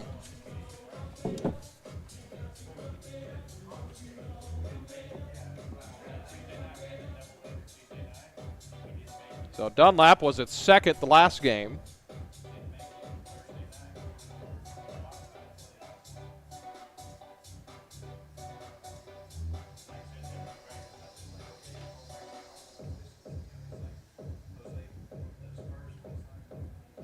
Again, we'll have Reese Ducker up here at the second inning. We'll talk a little bit with him, just catch up. Tomorrow we'll have, as we'll be in Paragould for Lady Bomber softball, we'll have Dylan Drury, Lion pitcher. He'll be there watching his girlfriend, Brooklyn Arms. And his cousin, Mallory Drury, will be there as well, sounds like.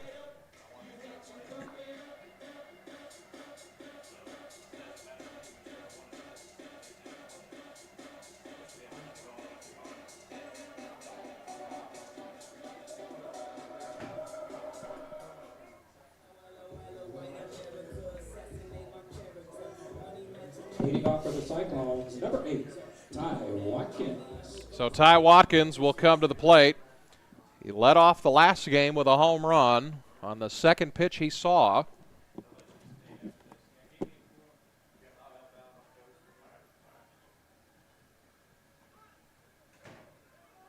As that hit him.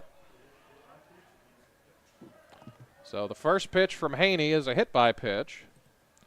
And it will send Watkins to first base. Now batting for the Cyclones, number 2, Adam Snyder. Adam Snyder will come to the plate.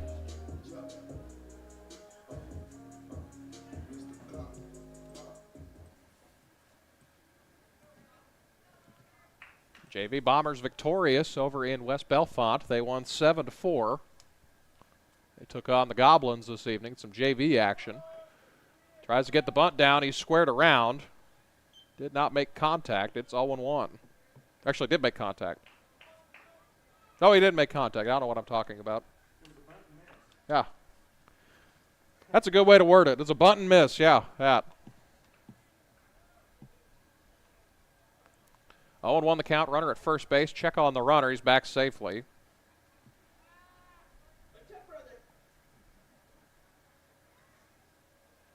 So it will be Snyder at bat. Looks like Cade Palmer on deck. That is Cade Palmer. Swung on a miss. Throw down to second base. It will bounce into the outfield. Watkins trying to go for third. He's going to stay at second base. So stolen base for Watkins. It will be Cade Palmer due up next. Bottom of the first, no score. Runner in scoring position now for the Cyclones. 0-2 the count. And the pitch. It's called strike three. Interesting strike three call. Now batting for the Cyclones, number 16, Cade Palmer.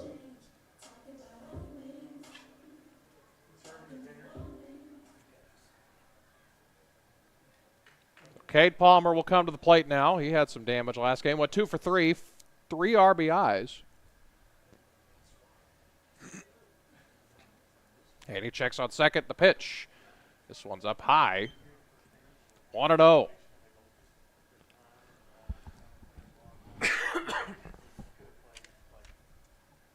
Nothing our score. Again, Lady Bombers victorious. Diagonally to our right here, behind the first base dugout where the softball field is. And the pitch. It's a ball. 2-0. 2-0 the count. The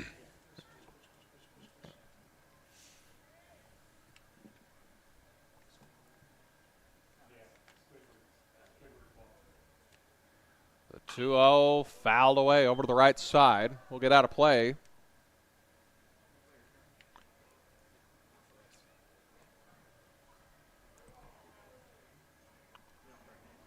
Sun starting to set here in Russellville.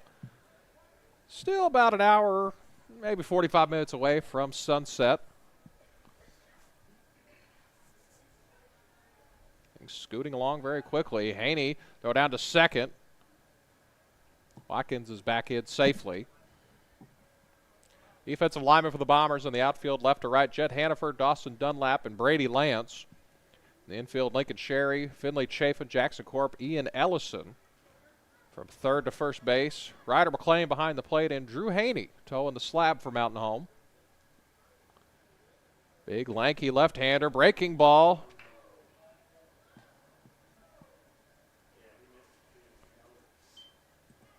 Don't know where that one missed, but takes ball three right down the middle.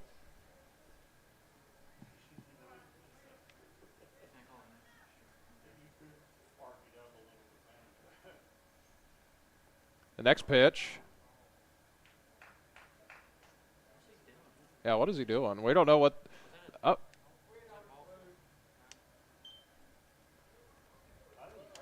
Yeah, something's got to be up with this umpire because his mechanics are very interesting. I believe the count's 3-2 now. I don't know, what do y'all have? Yeah. It's almost like he's hurting. So one gone here in the bottom of the first.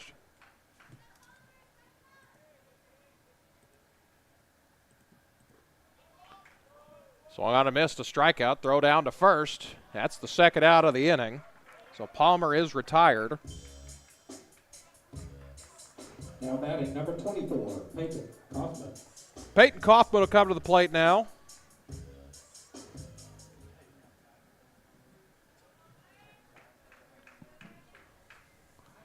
So Watkins over at second now.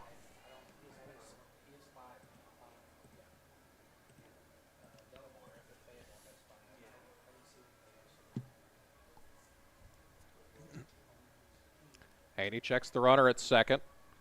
Comes to the plate. Grounded to the right side. Corp was hugging second base as this will go to right field. Rounding third, heading for home is Watkins. He is in safely. And Russellville draws first blood here in the first. So base hit for Peyton Kaufman. Watkins scampers home to score. 27, Russ Martin. Russ Martin will come to the plate. Complete game shutout for Mr. Martin in the last game.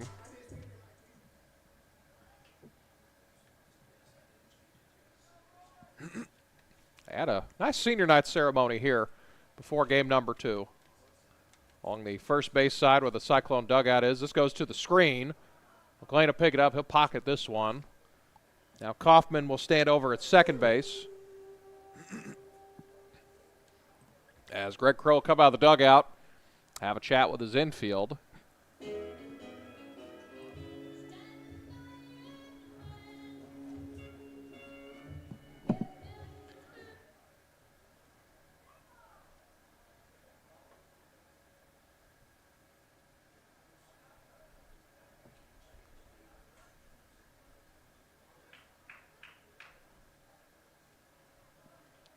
There's a quick meeting on the mound. I don't think it was a meeting. I think it was more of a shut up and listen to me real quick. 1-0 the count. One run across already, and the dangerous Russ Martin at the plate.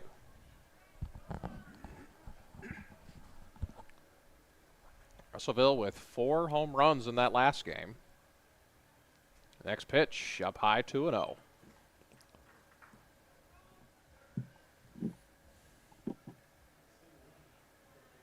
And if you're wanting to watch the Lady Bomber softball games, go to Kurt Drury's personal Facebook account. He's streaming them there. Try to get hooked up to YouTube. We just didn't have enough time, as I believe that was a ball,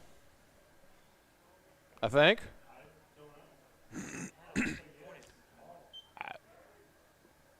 Interesting signals, to say the least. Is that's a strike. That's a strike. That's the first strike. 3-1.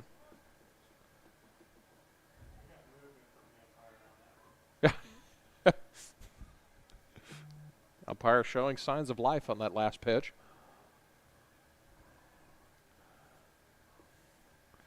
A 3-1 pitch from Haney. Breaking ball. In there for a strike. Stared at a breaking ball. Now the count's full.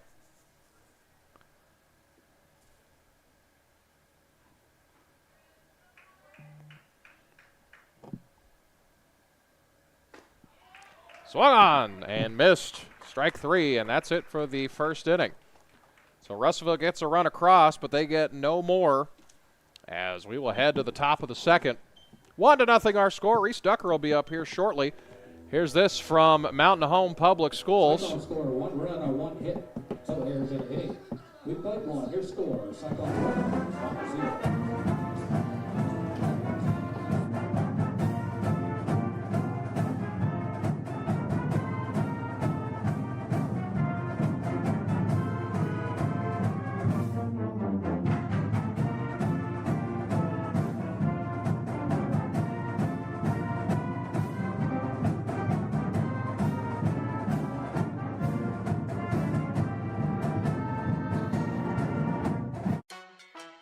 Here's Mary Beth Russell, Mountain Home High School principal. So we have a lot of good going on right now at the high school. Think about it. If you're a teenager, you want to come to high school because we have all the things. That's the best part about being in high school is doing the things. Listen, if you can name it, we have a club that fits it. You know, I joke around about we're like New York. We're the high school that never sleeps. We have the mentoring program once a month. Our kids, they get to actually look and see experiences that no other high school in our area provides.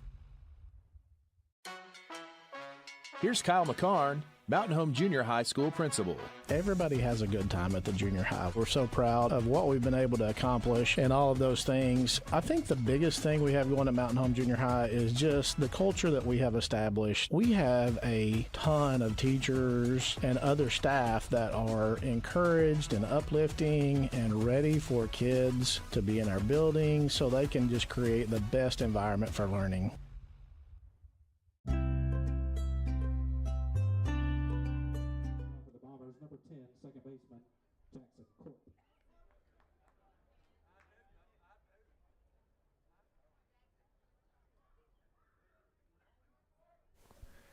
Top of the second, Jackson Corp will stand in. They had a runner thrown out at third. Jed Hannaford. Reese Ducker's here. Reese, what are you doing, man? How's it going? Man, just our own Wonder Boy's up here. He Trying to get through this game, man. But what's going on, man? This one's missed. How's it going at Tech? Redshirted. Oh, yeah. It's going good. Yeah? Yeah. Good first semester and a half? Yep. We're doing pretty good. Yeah, y'all, I saw y'all had a sweep of SAU. It's the first time like since '98. Yeah. It's been that was huge for us. So that put us tied for first. Yeah, I saw that top of the GAC. Man, Tech just rolling like every sport. Tech basketball is good. Tech football finished top 4, but that's murder's row in that football conference. As this one swung on and missed. They'll have to make the throw to first. Corp hustling down the line, throw to first. Good job by the first baseman there. And there's one gone in the inning, and that'll be Ryder McLean. So have you noticed a speed change in baseball at the college level? I have.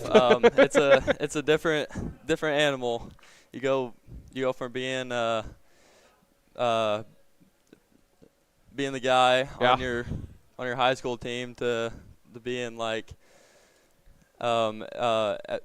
everybody's just as good or better than you. So I always use you an example.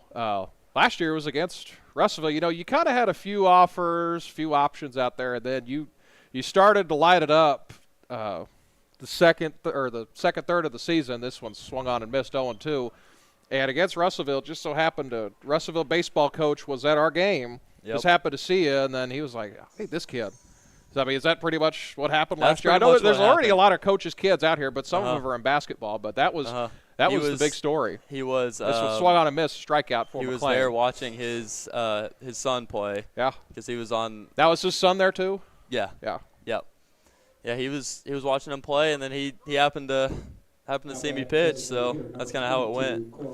That's why I always say you always got to be on your game. You never know who's watching. Yeah, never know who's watching. Yep. So, but you know you're redshirted this year. So when you get redshirted, what happens? You're still able to practice. That hits him. Coach Crow will love that, by the way. Yeah, definitely. So you're redshirted. What happens? So you can't play in any games that count toward your record, but you can play. So we have these developmental games that red shirts and kids who don't get playing time in the regular games they get to play in those games. We play like JUCO teams. So I saw y'all played. I think I heard y'all played like. Well, I'll say it wasn't Crowder. It was somebody with a C. It might have been CBC or someone. It was a blue team. I thought I remember seeing that somewhere. Is this fouled back? I'm not sure. So it's like who's an example of someone you'd see? Like anybody in state or? North Ark. Okay. That's who it was. Yeah. Rich Mountain. Yeah. Yeah. Yeah. So Three Rivers. We'll play them. So I saw those teams in ASUMH's conference. Well, yep. their baseball teams nationally ranked. You know, what do you think about them? Just watching from afar. Cool. Yeah, that's pretty cool. I saw they were like 20, 17 20? In the country. Oh. They're top 20. I mean, it's their second year of their program. That's pretty impressive. So it's 2-1 now to Ellison. All right, you play with both Ellisons. Who's the better baseball player, Reed or Ian? Put you on the spot. I'm gonna have to go with Reed. He was a dog, I will say. Ian's the better pitcher. Yeah, I'd say, and the better golfer. Actually saw Reed the other day when we played. Oh yeah, North that's right. Yeah. Yep. Yeah, he's doing good. He was prom king over there. Not homecoming king. Not prom oh really? King. Yeah. Cool. I didn't even know they did that. I didn't either. So of course you're redshirted this year, but are you still able? You still go to home games? You travel at all or anything? I go to the home games. I don't travel to any of the away games. But when I'm at the home games, I'm in the bleachers charting. So that's redshirt life. So, but yeah, I mean that's awesome though. I mean you were an interesting situation. You know, you're playing your junior year and then senior year rolls around. We had number one pitcher Jacob Chinkowski. As Ian Ellison gets a walk, now we'll have runners at first and second, and it was. For sure, he was going to be one of our two conference stars. We're just trying to find that second guy, and then you started to light it up. Not really out of nowhere, but you started to light it up, and then you start a state tournament game for us against the best team in the state, Valley View. They ended up they ended up winning. So we'll have a pinch runner at second. It, yeah. They didn't win it. They lost to Oh, who did they lose to? They lost Little Rock Christian. Oh, that's who right. it Yeah. was. Yeah. Yep.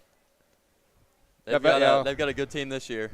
Oh, my God. That'd be a good minor league team. They got 7 D1 dudes at Valley View. It's not like they're crazy. going to, like, Euler or going to Arkansas State. It's like Power 5. Yeah. So it's Slade Caldwell is probably not even going to go to college. He's going to go first round. Last thing I saw I was reading something on Baseball Reference was he was projected to go like 11th in the country. Wow. And I'm like, oh, my God. Yeah, that was of course, we had that state tournament game last year, but I was over at softball. What was pitching against that lineup like? Valley View last year. Yeah, it was something else. It was fine at first. It was fine at first. I mean, I think I gave up three runs in the first inning, and then I sort of like settled in there through 4, right? It was something like does that. that sound right? Yeah. You're good. By the way, 4. not to knock on wood, bases are loaded since you got up here. So, Oh. This is more base runners than we had the last game. Nice. So, Nice. So now we'll text every once in a while or snap or whatever, but it seems like when you come here, you're kind of are you sent out by tech to see if there's anyone that they need to take a look at, or are you just here? Because we were watching who were they playing? I think it was Greenwood that they were playing a couple weeks ago, and we just happened to see you in the background. I text you, I'm like, who's that dude? Oh yeah. So you just, I mean, do you also say like, hey, you guys should look at this guy? I've really never talked to coach about it. So yeah. Well, McCarty's going to come out of the dugout now, talk to his pitcher. It's a very precarious position for Russellville. So at a mound visit like this, what happens? I keep it PG. Like what's being said in a mound visit like that? This was probably a little calmer than the ones you're used to. Well, to put it in a simple kid-friendly terms, way, it's like get your act together or you're coming out, you know. So, yeah. Finley Chafin will stand in. He reached safely last game on a hit by pitch. But do you ever miss playing at Mountain Home? Yeah, I do.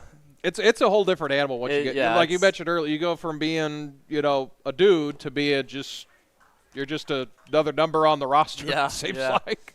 Yep. That's 2-0 now to Finley Chafin. Go from pitching a lot to not at all. So. I mean, is that difficult knowing that probably not going to pitch in a game of, let's say a game of importance, but a game that counts? I mean, is that a difficult adjustment, but knowing that you'll eventually be able to pitch, is that something that you look forward to, or is that just? Yeah, it's difficult, but at the same time, you got to think like big picture. Yeah. You know.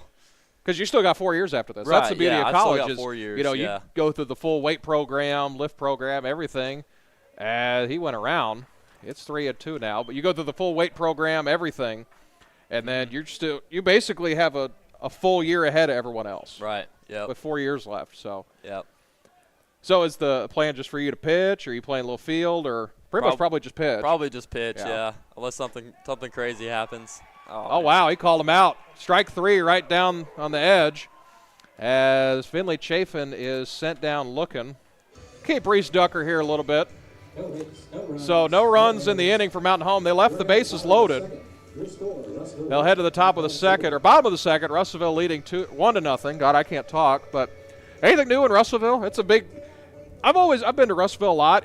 It has Mountain Home vibes to it. It's kind of its own little island, a lot of green everywhere. Yeah, I've noticed that. There's a lake next to it, you know. It's all those schools that are like in the GAC, like here in Searcy, Arkadelphia, they have like a Mountain Home vibe. It's like they're on their own little island, away from everything else. Like it's you're hour away from Little Rock. You're 45 minutes to Conway, 2 hours, 2.5 hours to Honda Pettit if you take the great Highway 7 like I did here. I don't know why I did that, but I got here quicker. But is the vibe at Tech pretty good? Just a good camp? I always read it's one of the better campuses in the country. Yeah, it's a good vibe. I like it. Everybody's nice. It's kind of like high school. You see faces. You see the same faces. And it's not like just a gigantic campus. It's like an enrollment of 2,000. Yeah, it's really not. Yeah. That's just I remember reading it a couple weeks ago, but it's probably higher than that. But it's, I mean, Fayetteville High School's got about 3,500, 4,000 kids in it. So it's,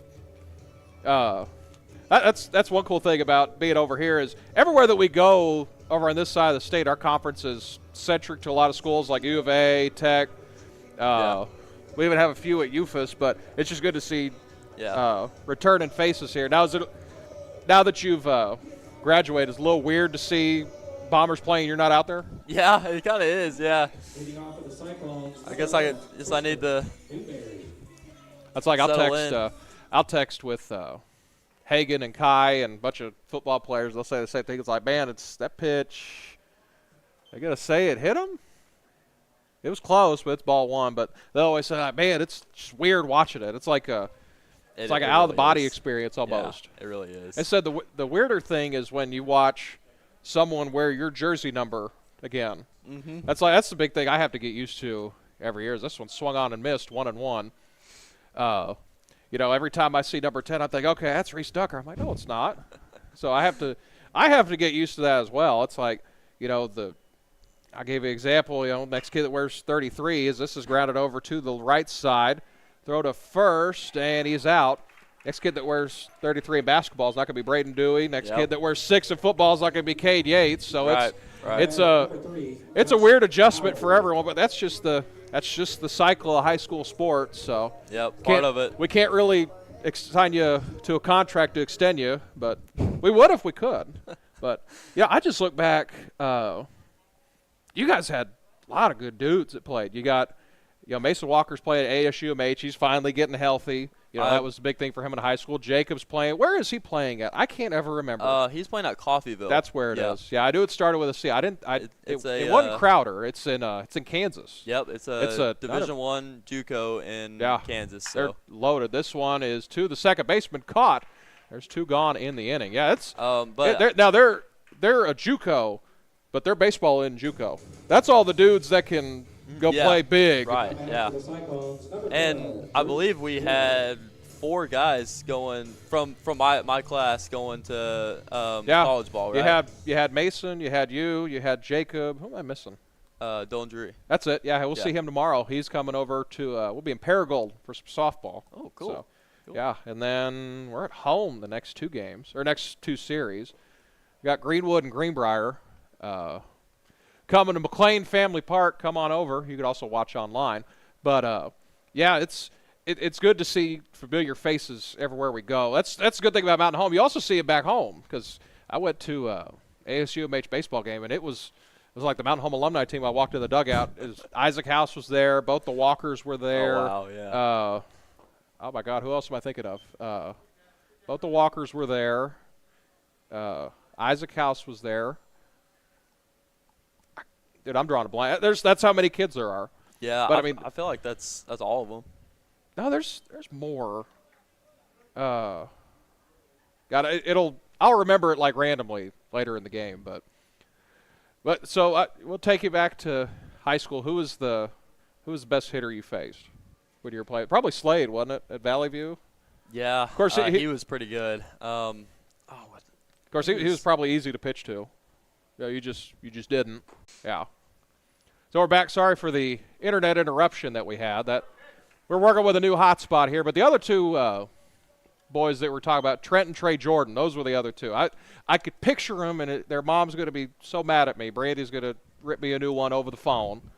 But so it's basically the alumni team over there. They got like 40 dudes.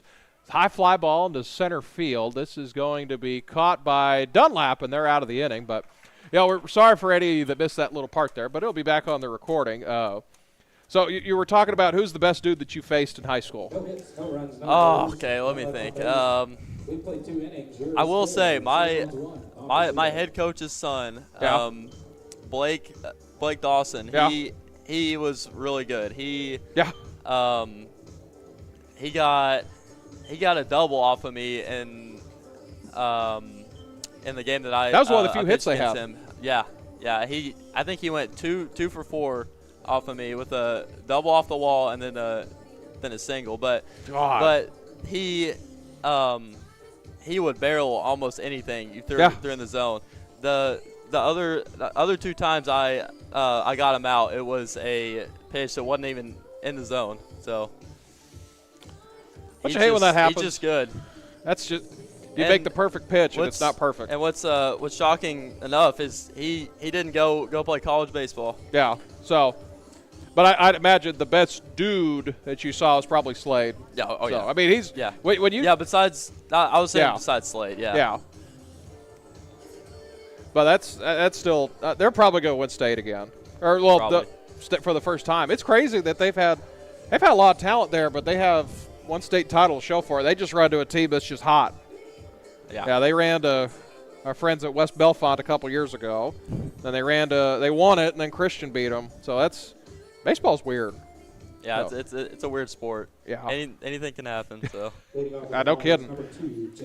So Jet Hannaford will come to the plate. He reached on an error and then was thrown out trying to steal third. Hey, you played with Jet. Jet's pretty fast. He is, Jet's got like next level speed. Now, funny, he's a good leadoff hitter for us, but that sucker can play some football. Mm-hmm. He can catch. I never say anything like it. Yeah. I mean, I've never seen a dude have so many Randy Moss style catches where it's like over dudes. That was in the same spot, but that one's a strike. Anyway, I'm done venting. But that's a good thing. You know, you were a 2-sport athlete for a while. You were basketball, then you're just baseball. I can't remember. You didn't play. Did you play football your senior year? No, I did not. Yeah. Okay, I couldn't remember. It all runs together, but that's the big thing we've mentioned. It seems like trend in college. If you don't play more than one sport, you got to be a dude. As this one is into left center field, this one will be caught by the left fielder for the first out. I mean, are there a lot of 2- or 3-sport athletes on the Tech baseball team? No, I don't think there's really? any. No. Really? No, I mean like when they played in high school. Oh, when they played in high school. I probably none that stood out. There's probably quite a few. Yeah. To be honest, but I'd say for the most part, it's just baseball, especially the out of state guys. Yeah. I feel like so. This one's fouled away. 0-1. Hey, sound effects guy here killing it. This has been great. So now who's Arkansas Tech got coming up? Anybody notable? We have the first place Wonder Boys, by the way, is this one's popped up to the right side. Catch is made, 2 gone. So we got East Central this weekend, and then next weekend will be Southeastern Oklahoma, I believe, and then the weekend after that is Harding, and that's our last series. That's becoming a rivalry in every sport. It seems like it's probably well, I don't know which is closer, Searcy or Arkadelphia, but I mean I know in basketball it got a little exciting in the conference tournament. I remember that, but the GAC's a interesting. Half the schools are from Arkansas, half are from Oklahoma, but it seems like all the Arkansas schools hate each other and all the Oklahoma schools hate each other. That's pretty much how it goes. Yeah. I mean the Battle Ravine gets real messy down Arkadelphia, especially the football game, because that one's up high. You ever read about that one? That's where, their football stadiums are literally across the street from each other. And if they're playing at OBU, Henderson State will warm up at Henderson State. They'll shut the highway down between them, and that's ball 2. And they'll shut the highway down. They'll walk over there, do the coin toss, and go. Wow, it's nuts. I did not know that. You learn something new every day. Yeah, they had it. It was on TV. It wasn't on ESPN. I remember watching it. It might have been. That's called Strike 3. I can't remember where I was watching it, but I remember watching it. I was like, "Oh my God, that's amazing! This should be like national news." Bombers will head to the bottom of the third. Still 1-0 Russellville. But we got Reese Ducker here. He's giving us some of our time here. We're going to have Marcy Cudworth, but she doesn't love her brother enough to come down, make the hour trip over here. Hey, what she's killing it. She's was like conference runner of the week again. They got to meet tomorrow, so I get it. Marcy's watching. Her brother Tate had a stolen base earlier, but we got a lot of athletes killing it. You're one of them. I mean, you've been redshirted, but just the fact that you're at this level is awesome. It's definitely fun. Oh yeah, we'll keep you here for another half. Hell, you stay as long as you want. Doesn't matter to me. But you got college stuff to do. When's your last day this year? It's coming up. May 4th. Wow. Yep. That's so that's like three weeks. That's one thing you notice at college is it seems like you're barely in class, but when you're in class, it feels like it's forever. Yeah. That's I know when I was going through school, it was like it seemed like Thanksgiving break was like a month, and Christmas felt like 2 months, and then like end of April is around, it's finals, and then it's just done. So it felt like each day of class was like a week. It felt like. Yeah. But and then it goes by so fast because I got baseball practice like every day, so it kind of takes up a so bunch of time. they always talk about how difficult it is to be a college athlete. First, you got to get there. But what's a day in Reese Ducker's life look like at the college level? Well, you wake up in the morning, probably have a bowl, probably breakfast. Hopefully, I'll give you a example of like in the fall when we're like in our fall camp and it's grind. So I wake up at 5:45 and get to the weight room at 6 o'clock. Lift, and then go back and I shower and get ready for class and then go eat breakfast at the caf, and then class obviously, and then lunch, and then practice until it's like 2 to 6 on some days. So that's a full day. Yeah, it's a full day. Yeah. One thing I discovered when I was going through class, 8 a.m. in high school and 8 a.m. in college are not the same thing. Nope. Not even close. Mm-mm. 8 a.m. at high school, it's usually about like 10 o'clock in college. It's much different, yeah. But 8 a.m. it's like, especially when you don't have a mom kicking you out of bed or dad or somebody. I mean, that's where college gets different. But Mountain Home, we do as good a job, if not the best job of anyone in the state, prepare kids for the next level, not just in athletics, but also in education. I mean, how Mountain Home structures their education help you in Arkansas Tech so far? I mean, because it's a pretty tough education at Mountain Home, but it's a good education. Yeah, it definitely helped. We had a couple classes about like getting ready for college, and you walk in the door there, you already got probably some college credit, depending on what classes you took. Yeah, I took one college class, so that's like I know. There's some kids walking the hall. They're already in double digits in college credit. They're not even graduated yet. Yeah, and I'm like, that's good though. Uh-huh. I mean, there's already. I can't remember who it was telling me they already have like a full first year worth of credits, and they're not even done with high school. Like that's amazing. That really is. We're blessed to be in a school district that we are. As this next pitch is set over to the right side, this could be trouble. And this one will be caught in center field. What a good play by Dawson Dunlap for the first out of the inning. But, talk about what a great education is. The block scheduling was one thing that helped me out a lot when I was in high school because, you had your Monday, Wednesday. Now, they do Fridays different with A and B days, but you always had your Monday, Wednesday class the same, Tuesday, Friday the same, and then Friday would alternate week to week. Well, of course, I think that's pretty close to what it is now. But going off that, in college – sometimes it's depending on like what kind of schedule you get. It's different every day. Like you have certain classes that are on Tuesday at this time only, and then it just looks different day to day. Yeah, it's structured weird. Everywhere it's structured weird, but that's what I know is because it helped because like you had days in between. Like you would in college, even if you just go one day a week, I mean, you still have a full week in between. Yep. So what your major is? Mechanical engineering. Okay. What do you want to do with that? Well, I probably want to work for the Corps of Engineers. Yeah, I remember you mentioned something about that. Yeah. That's the goal. So it's tough, but if I can ever finish it, I'll be in good shape. High fly ball to center. Dunlap's there. Makes the catch. Second out of the inning for Russellville. 1-0 ball game so far. Pitcher's duel. What do you think so far? It's going good so far.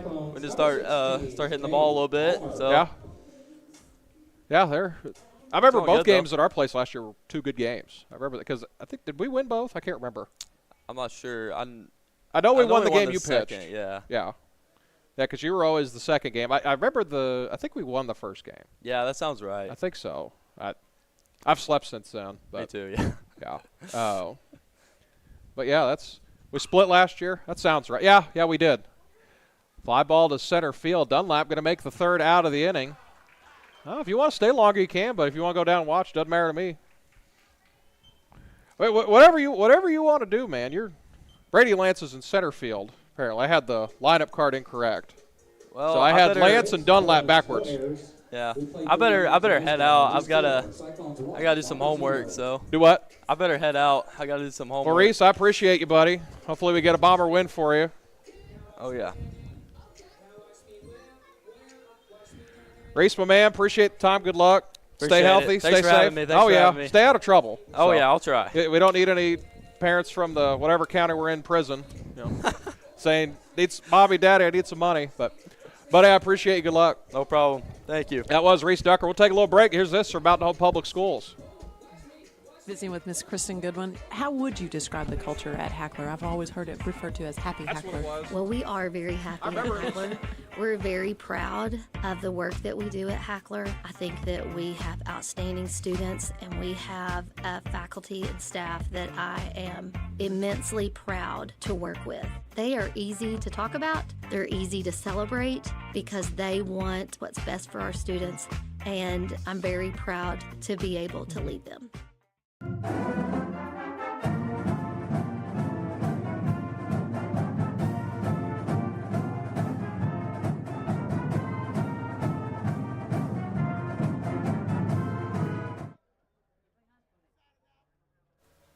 Back here in Russellville, top of the fourth inning, Jackson Corp will come to the plate. Really appreciate Reese Ducker coming by. He didn't have to do that, but I think if anyone else had asked him, he probably wouldn't have done it. But Jackson Corp will stand in 1-0 our score, top of the fourth inning now, as he stares at a ball 1-1. So we will have Dylan Drury with us tomorrow afternoon for probably not as long. He'll want to spend time with his family a little bit. 1-2 the count now to Jackson Corp. Struck out his last time up.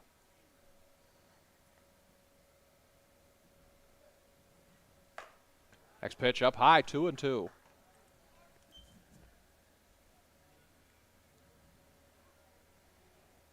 So, yeah, that is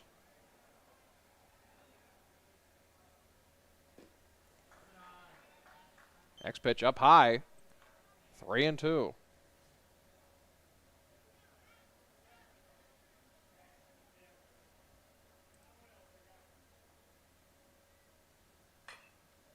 Foul away, stays alive.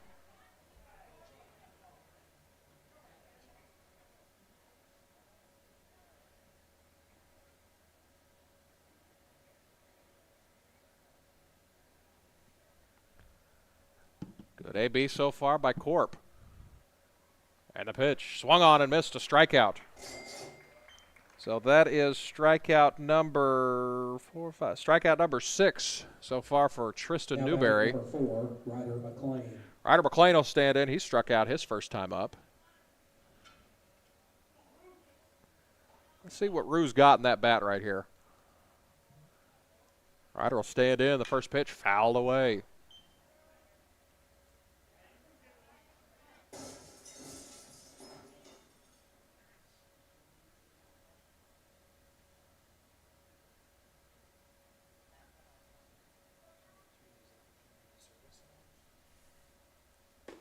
Swung on and missed, 0-2.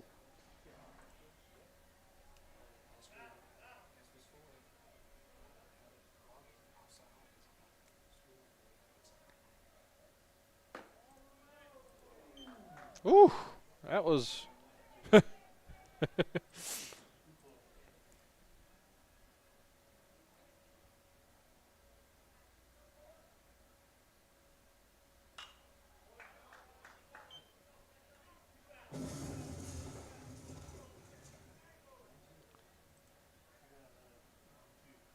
that's why I got 2. 1-2. Oh, the 1-2 from Newberry. Swung on and missed, a strikeout. Brings up Ryder McLean. Back-to-back strikeouts for Newberry. That'll bring up Corwin Morris. Now batting number 22, Corwin Morris. Corwin Morris, one home run on the year for Corwin Morris. See if he could double that.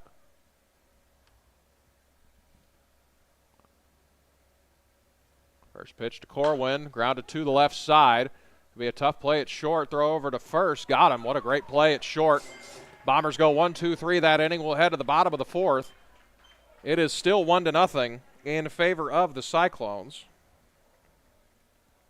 Score that one 6-3. It'll be Ellison, Lance, and then Hannaford the next half inning. No hits, no runs, no errors. We're headed to the fourth.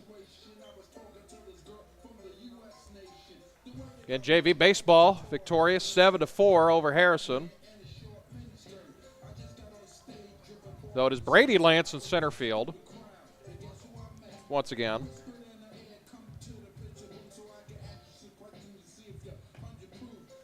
See if old Kurt Drury or Chad Dewey can get me a score update over at softball. Lady Bombers are victorious. First game 8-5. Kurt's typing. Let's see what comes back from old Kurt. Mountain Home in the lead, 3-1, top of the third. You can see it from here. Okay, I'll just look out the door. So 3-1, top of the third. Mountain Home going for the sweep, trying to move to 7-1 in conference play. That's best start they've had in conference. It would be if they could finish the job then at least 6 or 7 years. They finished with good records, but they'll drop one or two in the middle. But they've done a great job so far. They could easily be undefeated right now. They played a tough game at Van Buren. They have hit 4 home runs so far between both games. So the long ball playing dividends over there. Had 4 long balls in the first game over here. Bad part was they were all for one side.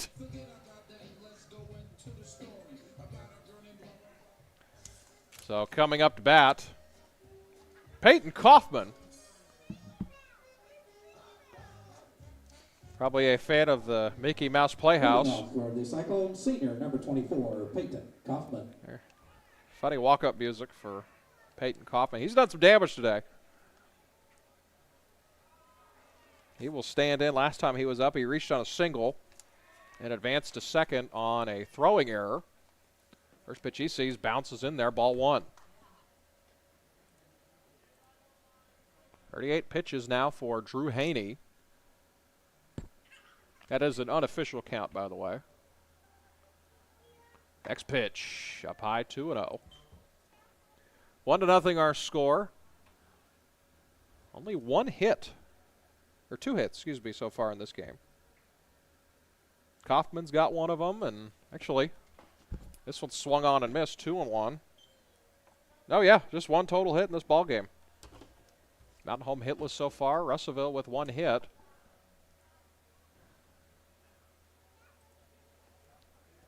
Haney stares into Ryder for a 2-1 coming. This one is high, 3-1. Outfield playing straight up. Lance shifted probably 2 steps over to his right. A 3-1. That one is ball 4. So I'll put Peyton Kaufman on base to start the 4th.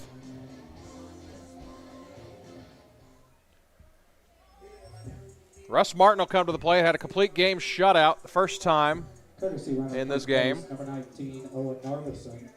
And now batting, number 27, Russ Martin. Well, Russ Martin will come to the plate. Again, complete game shutout in game number 1. Struck out his first time up.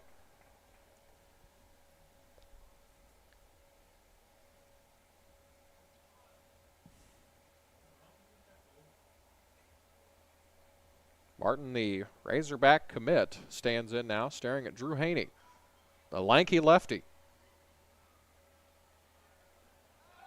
Check over to first, back safely.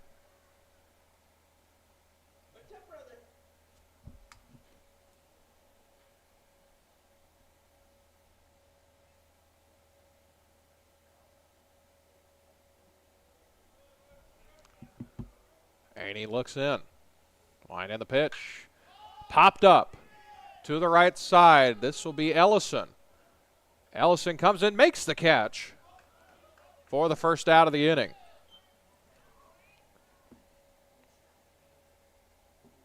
So it's an F3. Now batting number 11, Tristan Newberry.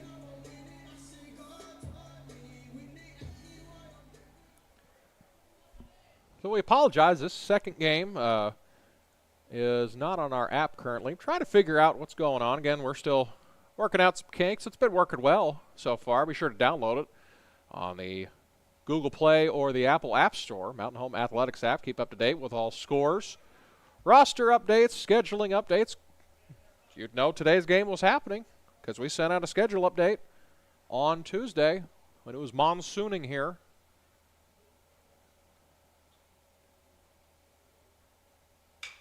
High fly ball to the right side. Ellison will not have room. He'll go out of play. And it's 1-1. You can check your favorite team's roster on there. That's your new home for Bomber Athletics right there. If it's not on the app, it will be on our YouTube page on the Bomber Sports Network. Pitch 46 for Haney. Foul away, 1-2.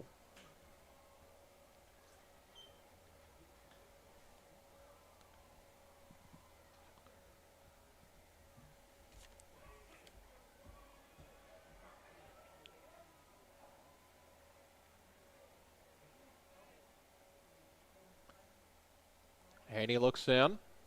Gets the sign. Gets set at the belt. Throw over to first. Back safely standing up. 1-2.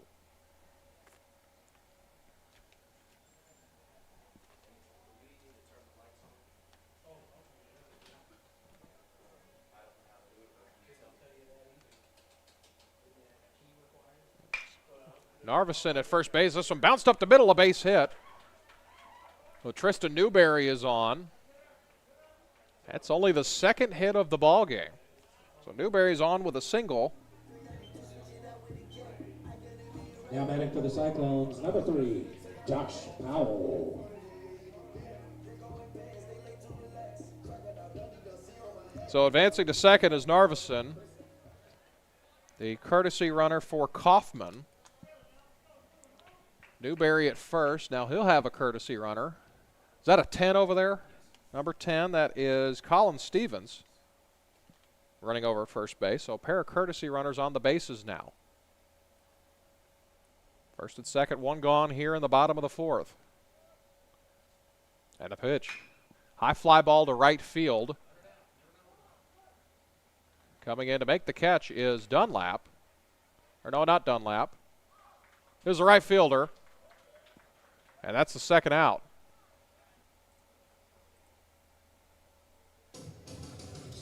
So Greg Crow will come out of the dugout now. 12, Drew Hill.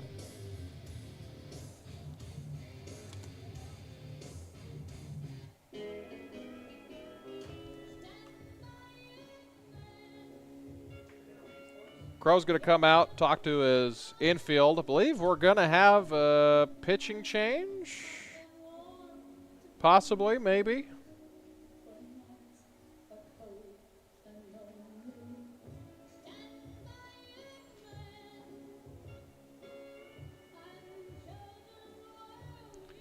Now we're going to wait and see.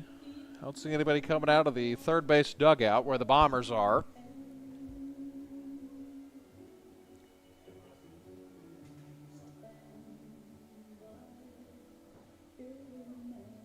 Don't forget, May 1st is coming up. Mountain Home Public Schools is currently accepting applications from students interested in participating in the School Choice Program.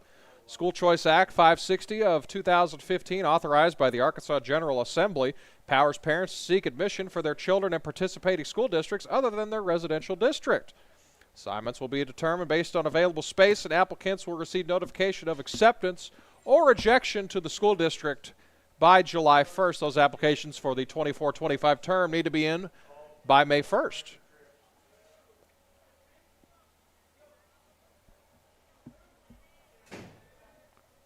So Haney will come back. Two gone here in the bottom of the fourth. Big moment in this game. Swung on and missed. Runners at first and third here, 2 gone. A big fulcrum in this one. Large pressure point.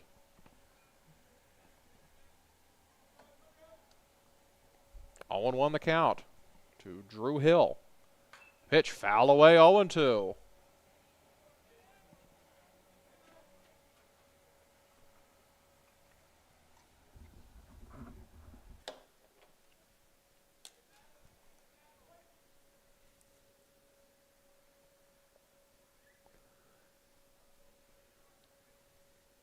If I were to guess, he might bounce this one. On the 0-2 coming in. This one is, ooh. Haney thought it was strike 3. It looked pretty good from here, but I'm offset, so. 1-2 the count now.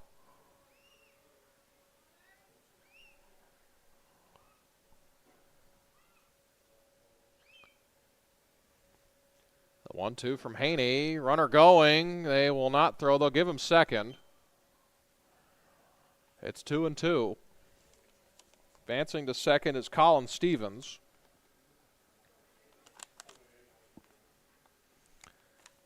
Stevens at second base. And Owen Narveson standing at third. So 2 runners in scoring position now for the Bombers. And the pitch up high. Counts full.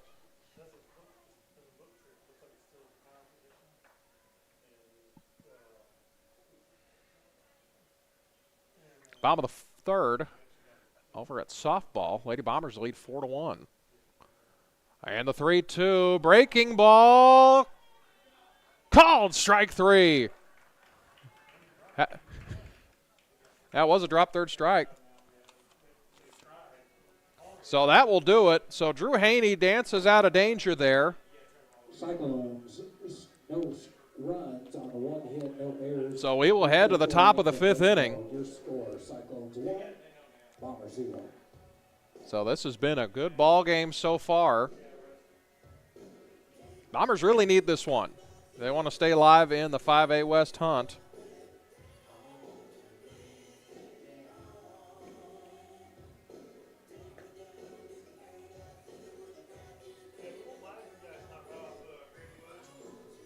Yeah, I wouldn't mind that either. Yeah, I really wouldn't mind if we pick off a Greenwood or a Greenbrier at home. We'll have Greenwood and Greenbrier home next 2 series. Greenwood. Oh yeah, they got their new facility over at Siloam. I hadn't seen it. I hadn't been there. We were there last game, I think, last year. So they came to us, start a conference, but that's a beautiful facility over there. They done a good job over there. So Mountain Home will have Greenwood on Tuesday and then Greenbrier the following week. You can catch those games on the Bomber Sports Network, but we prefer you come out to McLean Family Park. So Ian Ellison will come to the plate. Number 11, Ian Ellison. Ian is 0 for 1 so far. Bombers still without a hit, trying to find their first one. This one bounces in the dirt, 1-0. Top of the 5th. This game's scooting along. Might get done before softball gets done. Of course, that's the kiss of death I probably just gave us. Yeah. It's only the bottom of the 3rd over there. Next pitch to Ellison is a strike. Yeah, it's 1-1 the count. You got to wait. He'll say it vocally, and then he'll make a signal. So, next pitch, strike 2.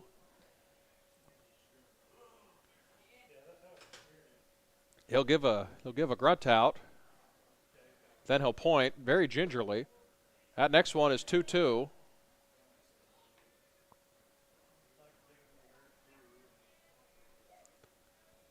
So Newberry back to work. This will be pitch number 57 for him. And the pitch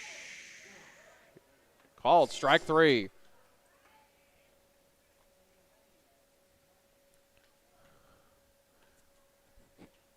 Now batting number 1, Brady Lance. So Brady Lance will stand in. Brady he reached first base safely on an error his last time up. First pitch is Guess a strike. Strike, 0-1. Yeah. It's hard to hear. The 0-1 swung on and missed. Big cut by Lance. And it's 0-2.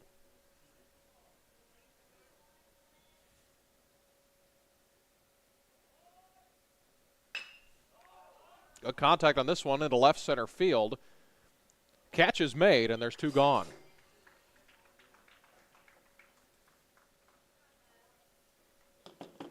Now batting number 6, Finley Chapin. So it's a fly out to center.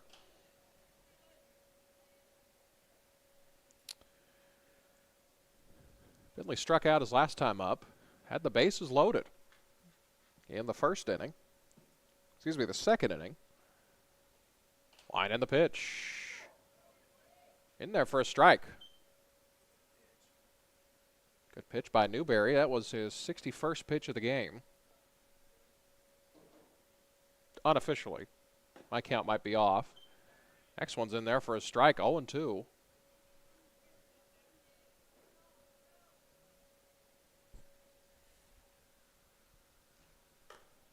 Up high, 1-2.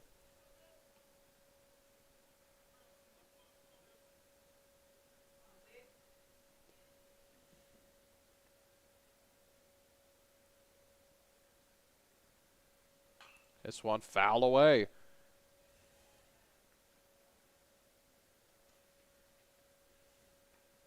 Big change of momentum over at softball. It is now 5-4 Cyclones on a grand slam.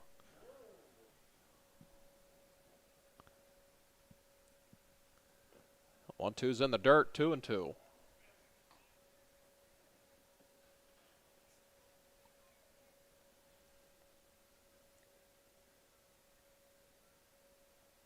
It was 4-1, the bottom of the third. Now it's 5-4. Popped up to the right side. This will get out of play.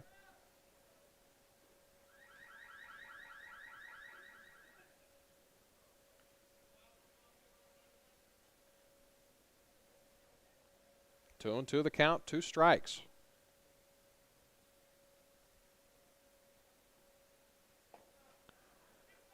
And it hit him.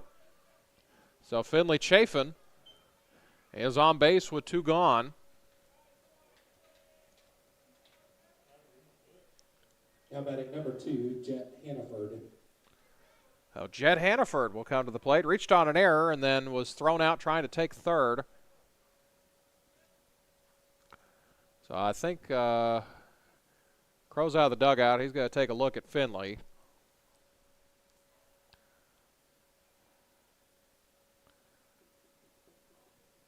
He's a tough sucker, so it takes a lot for him to show he's hurting.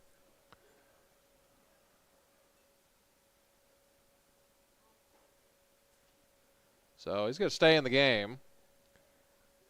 Be Jet Hannaford and then Dawson Dunlap behind him. See if the Bombers can create some movement.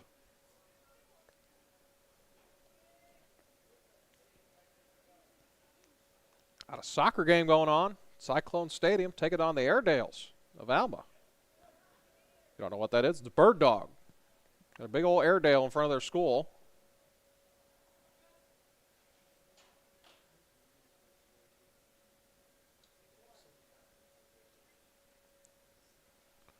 So 2 gone here in the 5th. Runner over at first. They check on the runner at first. Boy, it was close. Back in safely is Chafin.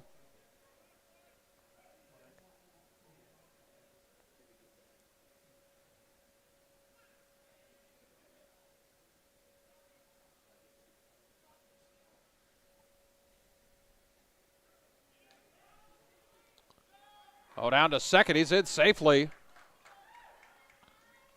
So Finley gets over to second base. Now the Bombers have a runner in scoring position.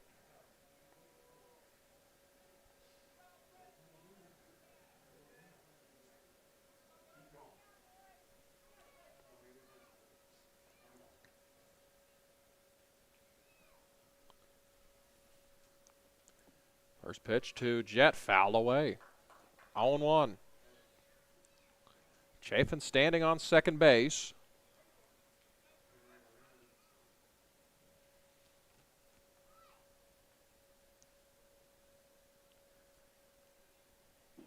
Bombers trying to get one on the board here in the 5th. Top of the order up for the Bombers. Be Hannaford, Dunlap, then Sherry.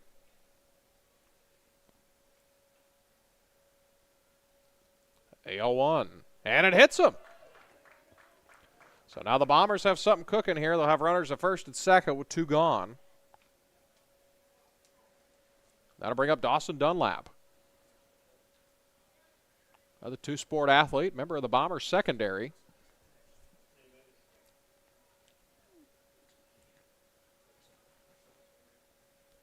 Bombers have still not registered a hit in this one. They're lurking, however. First pitch to Dunlap. In there for a strike.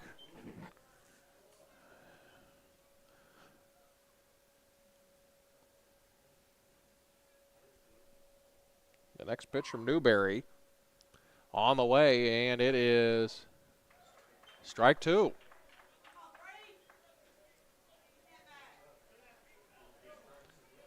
Owing to the count, 1-0 our score. Bombers have 2 on with 2 gone.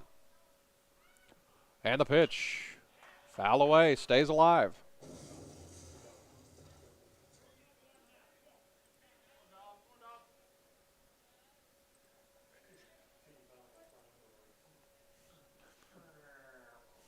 Newberry's ready. Checks on the runner at second, now the runner at first. Now he'll come to the plate. Grounded back to Newberry. Newberry's got to make a tough play. Throw to first. Got him, and they get out of it. Job by Tristan Newberry to field his position. So it's scored 1-3. Bombers leave 2 on base. We will head to the bottom of the 5th. Still 1-0 our score. No hits, no runs, no errors. We're headed to the bottom of the 5th. Your score, Cyclones 1, Bombers 0. Our next broadcast will be tomorrow. The Lady Bombers will be hitting the road to take on the Rams of Paragould. The fighting Marty Williford's over there, good friend of Josh Fulcher. Bombers will step out of conference play. Bomber and Lady Bomber soccer team, they'll be starting the second half of conference play tomorrow. They'll take on Siloam Springs. It's 5-5 now over at softball. We got a real slobber knocker going on over there.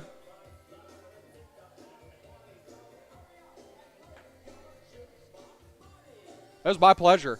Hope whoever got that $1,000 enjoys it. So, a 10% commission.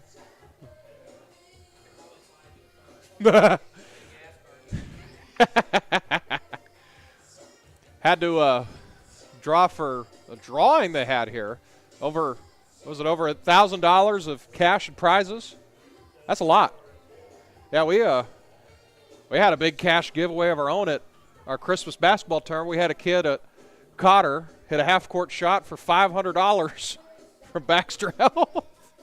He had to make a layup, a free throw, a three-pointer, and a half-court shot in like a minute. He didn't miss a shot. It was nuts.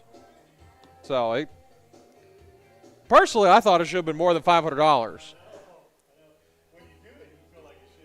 Oh, yeah. Number 35, Riley Davis. Riley Davis will come to the plate. Now I'll see it like in the NBA, like the Thunder, they'll give away like $25,000, and then the Lakers, they'll give away like a $1,000 gas card. I'm like, what's wrong with this picture?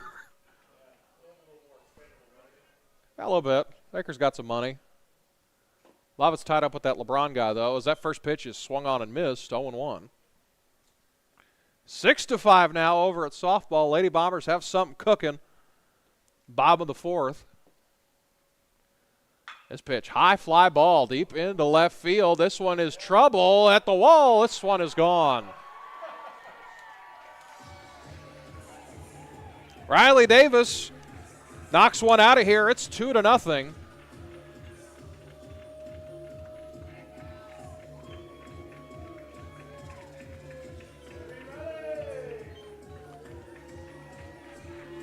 So Riley Davis, the 9-hole hitter, does some damage here, doubles the score. It's 2-0 now. Ryder goes out there to talk to his pitcher.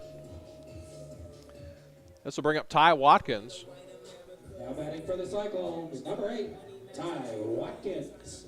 Ty reached base with a hit by pitch his first time up, and then he came around to score on the single by Peyton Kaufman. That was the only other run of this game.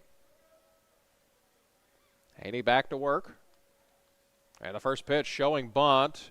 It's in there for a strike. 0-1.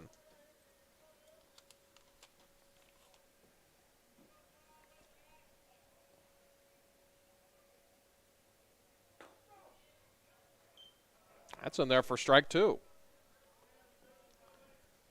It's Watkins now, then it will be Snyder, Palmer, and Kaufman due up after him. And the 0-2 from Haney. High fly ball to right field. This one is caught, and that's the first out of the inning. Now batting number 2, Adam Snyder.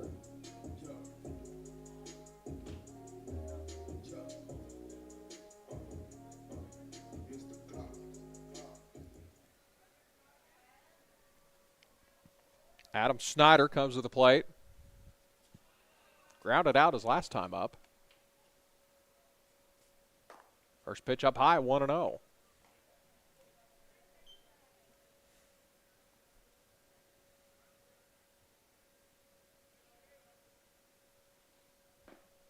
Next pitch is, ball 2-0.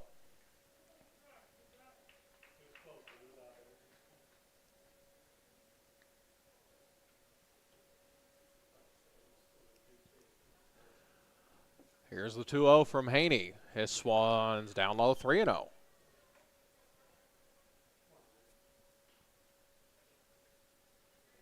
Haney now into the 60s with his pitch count.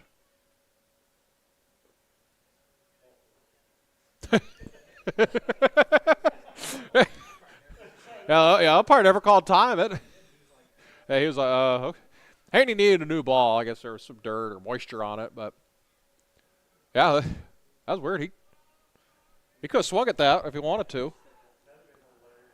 Oh, the 3-0, that one is in there for a strike. Didn't hear the grunt that time.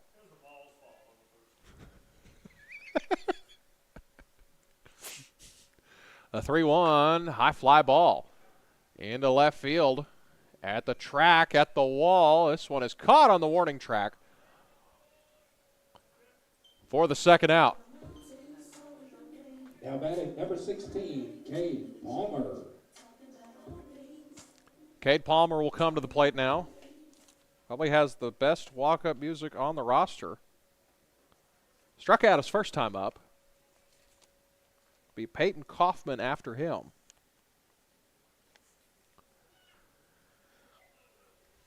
Outfield straight up, infield straight up.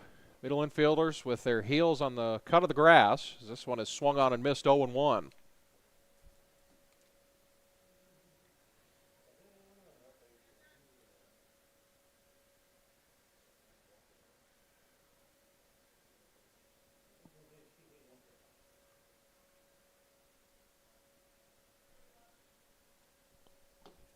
Lady Bomber soccer team will be back in action tomorrow. They will be taking on Siloam Springs. We will not have that game for you. Siloam Springs School District will for you. Lady Bombers trying to continue their 2-game winning streak. Bombers and Lady Bombers trying to stay alive in the 5A West hunt. Top 2 in boys and girls seem to be fairly well decided. Just don't know what order. But 3rd through 6th on both sides, it's tough to tell. This one's fouled away, 0-2.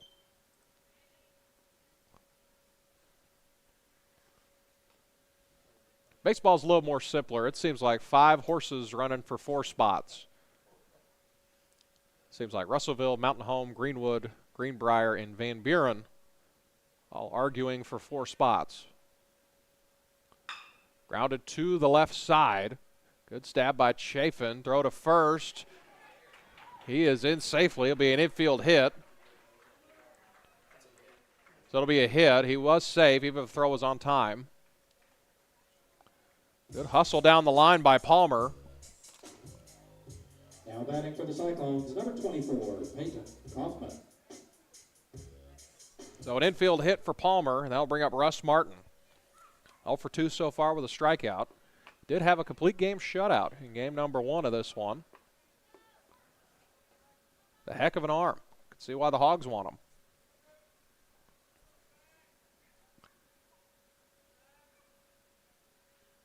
Line in the pitch, breaking ball, popped it up.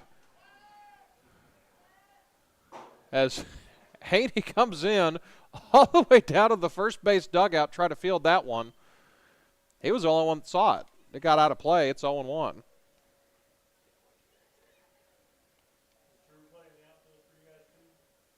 Do what? No, he's just pitches. For now. Yeah, he's just pretty much pitcher. That sucker could pitch, though.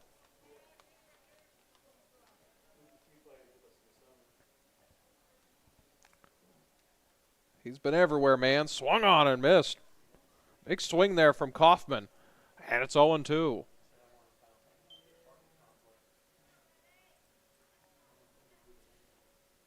runner standing at first base. Palmer. Haney trying to get out of this inning. Checks on the runner at first, back in standing up.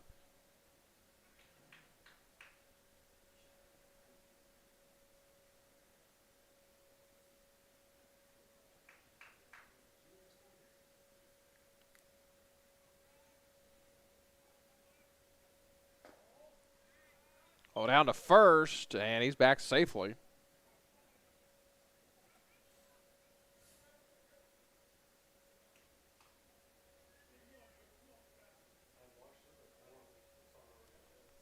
So the 1-2 be on the way shortly.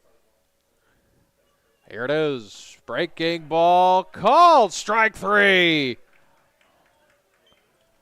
Stared at the breaking ball, and the Bombers are out of the inning. Cyclones score 1 run on 2 hits. So the Bombers give up 2 hits that inning, including a solo homer. But that's all the damage that they give up. We will head to the top of the 6th, still 2-0. Bombers need some work. We'll take a short little break. Here's this from Mountain Home Public Schools.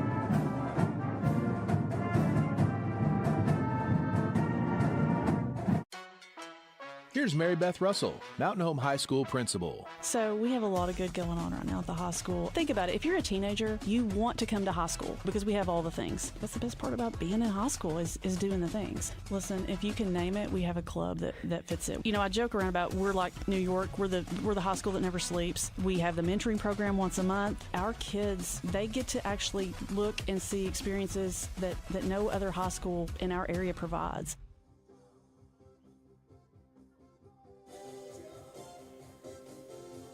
Back here in Russellville, ready to get things rolling here in the 6th. Looks like it will be Nate Henderson coming up. Leading off of the Bombers. Number 19, Nate Henderson.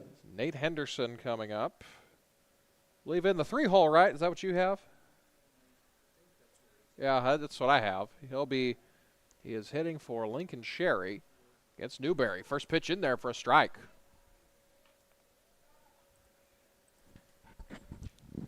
Newberry now into the 70s in his pitch count. And the pitch. It's outside for a ball, 1-1.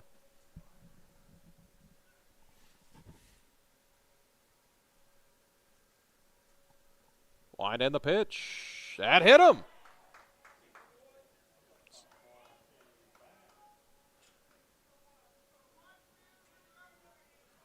Oh, Nate Henderson is on base now. He will be Number 10, Jackson Court. lifted for a pinch runner. So, yes, it was Nate Henderson hopping into the 3-hole in the lineup. It will bring up Jackson Corp. Now, Lincoln Sherry will go back in to run at first base.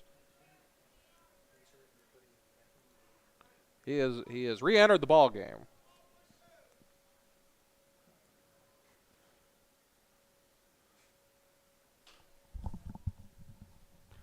Corp checks the sign on his wristband that he doesn't wear on his wrist. With Sherry over at first base. Nobody out. And the pitch up high, 1-0. Have another lead change in softball. Russellville now leading 7-6 in the top of the 5th. Lady Bombers try to go 7-1 in 5A West play. Quite the slobber knocker over there. And Corp gets time, but it was in the middle of Newberry's motion.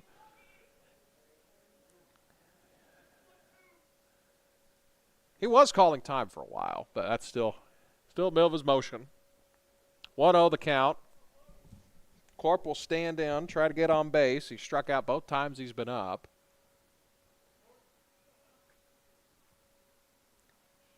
Newberry's ready. The pitch up high, 2-0.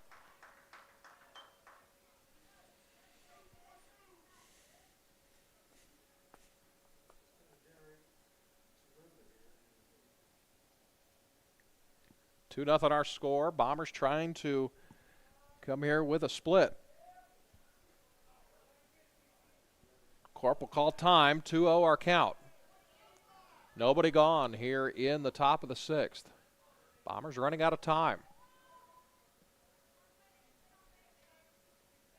And the pitch. In there for a strike. Throw down to first, and he's back safely.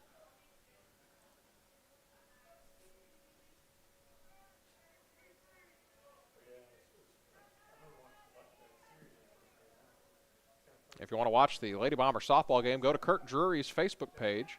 Try to get him hooked up on the Bomber Sports Network. It didn't work out. Over to first, not in time. Some issue with the orientation of the screen or something like that. It's hard to diagnose over the phone, but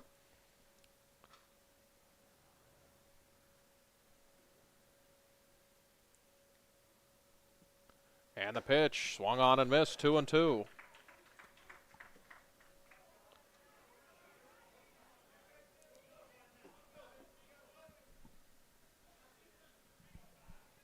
Big pitch coming here. Next one fouled away. So the next pitch will put Newberry into the 80s at his pitch count. Mine's unofficial, but pitch count over there says 87. So, of course, you're the one counting for them, so it's. Yeah. So I'm kind of, we'll meet in the middle.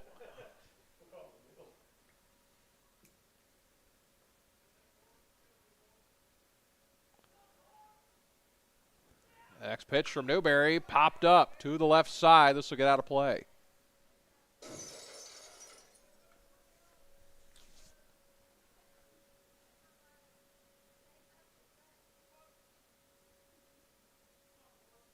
Two and two the count. Nobody gone. Bombers down 2-0.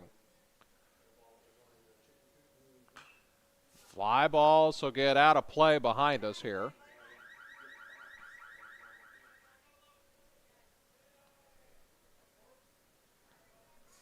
Stays alive.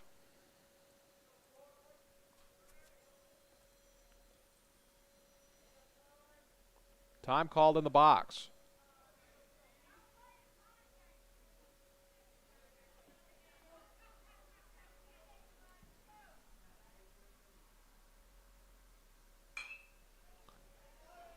This one fouled away again. JV Bombers go up victorious, 3-1.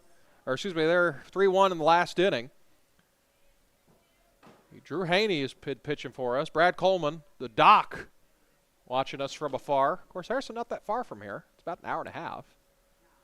The 2-2 and called strike 3. Oh, my. Ooh.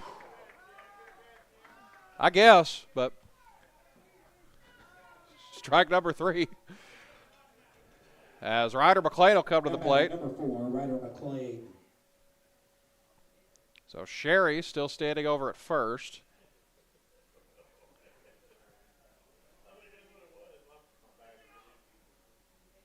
Check on Sherry at first, nothing doing.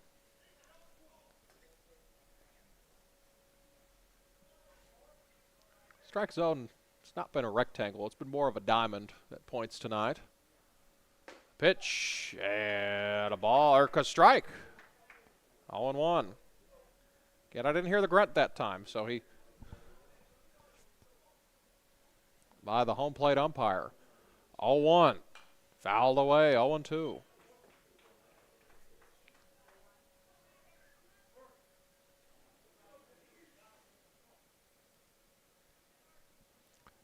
Bombers need some runs.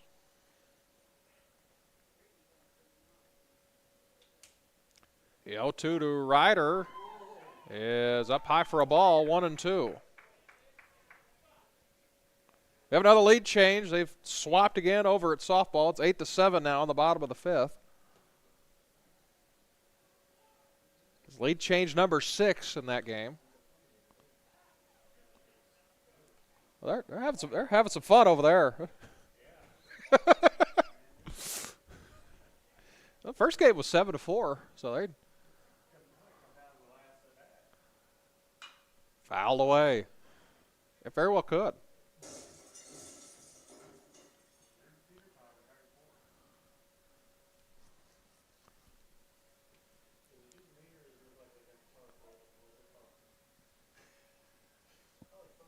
So 1-2 again to Ryder McLean. Kick and the pitch. Swung on and missed. A strikeout. Another strikeout.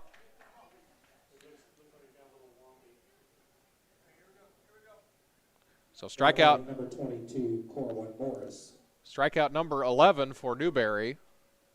That'll bring up double deuce, Corwin Morris.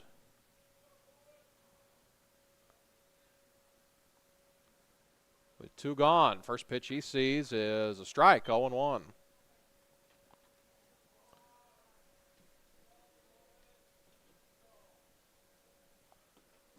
Corwin gets one there. This one could leave. 0-1, swung on and missed. 0-2. Newberry into the 90s with his pitch count. Ish. Sherry at first. Corwin Morris at the plate. Newberry taking his time. Gets the sign from the belt. Kicks. Swung on and missed a strikeout. Strikeout number 12 for Newberry. So after the leadoff hit by pitch, it's 3 straight strikeouts. We'll head to the bottom of the 6th. Bombers still trail 2-0. No runs, no hits, no errors. We're headed to the bottom of the 6th. Your score, Cyclones 2, Bombers 0. It's been a good ball game so far. Bombers still hitless so far.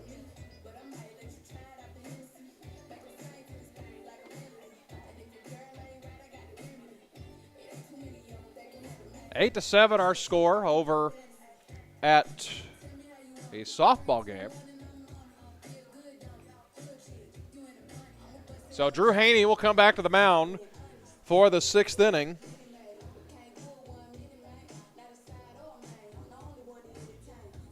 Tell you what, Drew's done as good a job as you can ask him to do in this one. He's only given up 2 runs. One of them was a solo homer. He's given up 4 hits.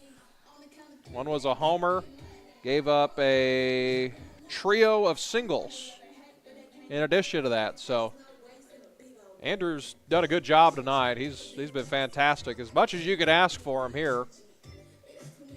One of the bright and shining stars, a sophomore for this bunch. It will be, who's it going to be coming up? Be Russ Martin coming up to lead things off. It'll be Martin, Newberry, and Powell to lead off the bottom of the 6th. So we'll have more programming for you tomorrow. The Lady Bombers softball team will be in action in Paragould. Little NEA action in Greene County as they'll take on the Lady Rams. For the Cyclones, number 27, Russ Martin.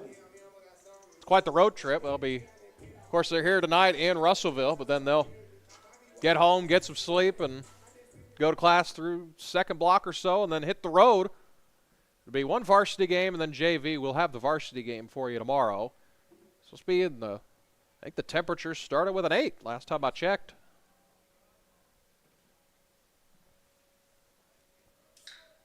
Still 2-0 our score. Here is Russ Martin. And a pitch. In there for a strike, 0-1. Outfield straight up, infield straight up. Middle infielders with their heels on the cut of the grass of the outfield. Drew Haney back to work. This one, breaking ball outside, 1-1. Shout out to Kurt Drury, streaming tonight's game on his Facebook and giving me score updates. He's the real MVP. We'll have his son on tomorrow afternoon during the Lady Bombers softball game, one of our Shining Star alumni, currently playing at the collegiate level. Two-sport athlete at Lyon College in Batesville. He'll be there. We'll drag him on for an inning or so. Shout out to Reese Ducker for coming by. We appreciate him. The 1-2 is missed, 2-2.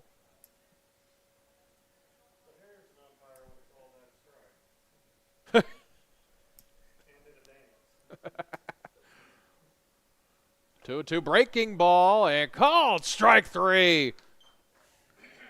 So Martin is retired, has struck out for the second time in this game. Now batting number 11, Tristan Newberry.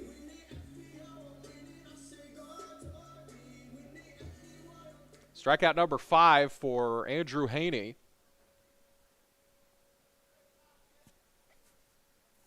I'll bring up Tristan Newberry, who's also, he's been outstanding so far tonight. He has a no-hitter who's 6 innings.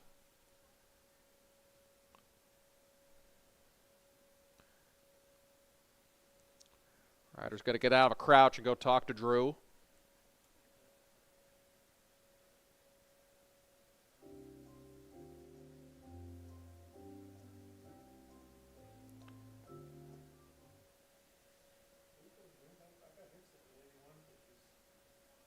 You got him at 81? Okay, I think I'm about 6 off of you on both sides, so.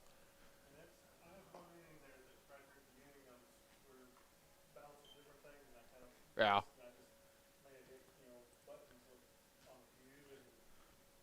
Well, Drew's in the 80s, we think, on pitch count. I have him at 82. He's at 87, now 88, somewhere in there, but as that was a ball, 2-0. So now top of the 6th, it is 8-8 now over at softball. Boy, that's a ball game going on. Line drive into right center field. This one is caught by the right fielder. That one was ripped. Holy cow. That was a loud out number 2. Now bring up Josh Powell.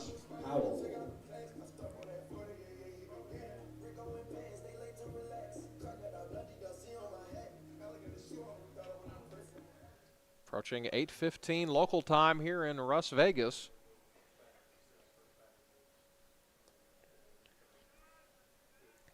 Two gone here in the bottom of the 6th. Haney's next pitch, down low. 1-0. Bases empty, 2 gone here in the 6th.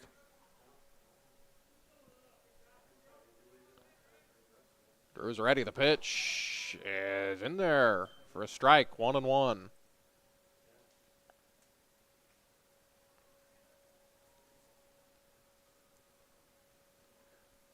The 1-1 is down low for a ball, 2-1.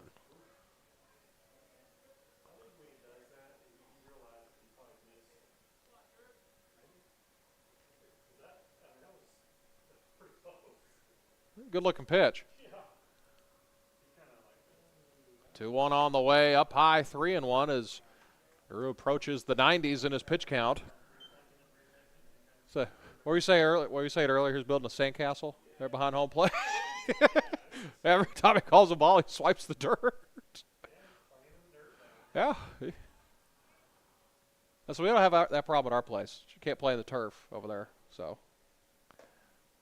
this one, ooh, that was a good-looking pitch. It will be a 2-out walk. So Josh Powell's on base, and that'll bring up Drew Hill. Struck out his last time up. Whew. Now batting number 12, Drew Hill.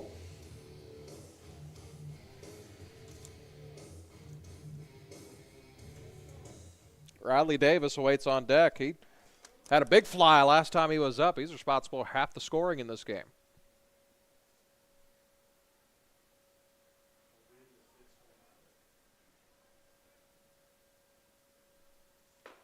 First pitch up high, 1-0.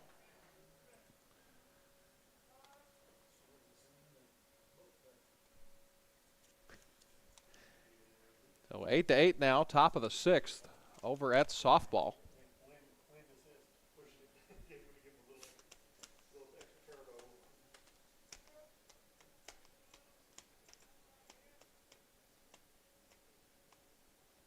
Next pitch is a strike, 1-1.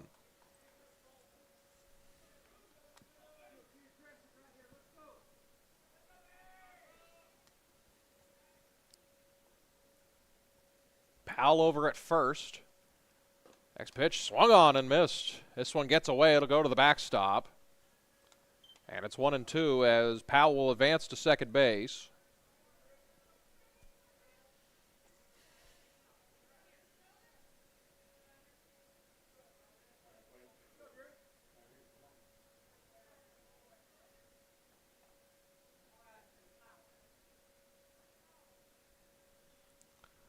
So the 1-2 coming in, runner at second. 2 gone here in the 6th. 2-0 our score. And the pitch as called, strike 3. Another strikeout for Drew Haney, number 6 tonight. We will head to the top of the 7th. Bombers need 2 runs, try to avoid the sweep tonight. It will be Ellison, Lance, and Chafin due up. We're headed to the top of the 7th. Your score, Cyclones 2, Bombers 0. So Tristan Newberry will return to the mound for a 7th inning of work. What do you have his pitch count at over there? 99. Okay, he's got 99, I got 98. So I think we're close to around the same ballpark. So the Bombers dry out a few long at-bats. He will not make it through this inning.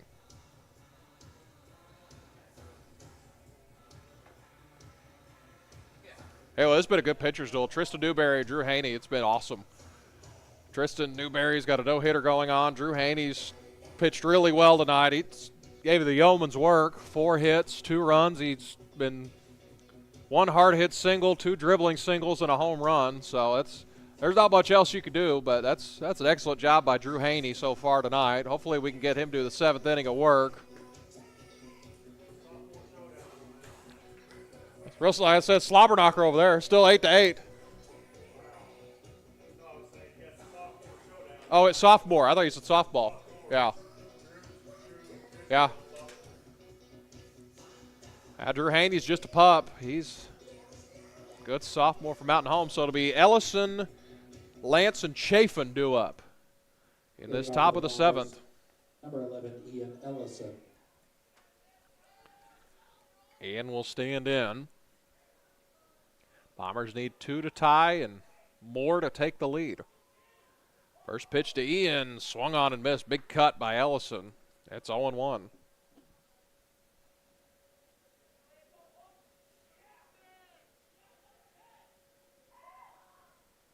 Next pitch in there, a strike. 0-2. Ellison struck out his last time up. Newberry into the hundreds in pitches. That one's a strikeout. Strikeout number 13 for Tristan Newberry.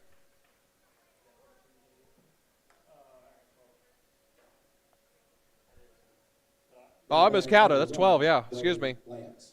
Only 12 strikeouts for Tristan Newberry.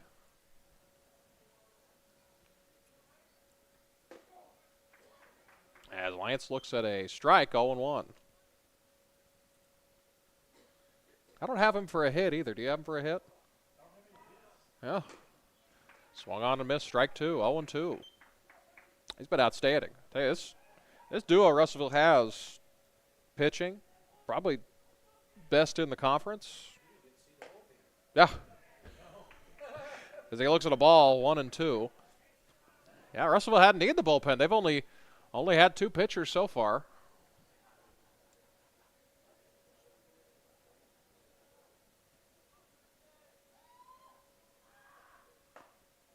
Up high, 2-2.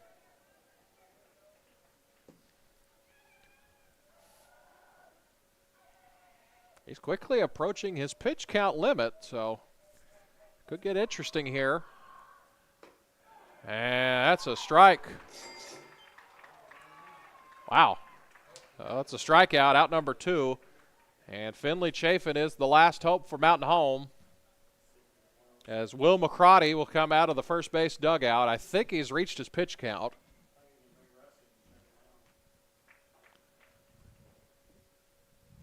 So McCrotty will go to right field. Man, Tristan Newberry's been awesome tonight.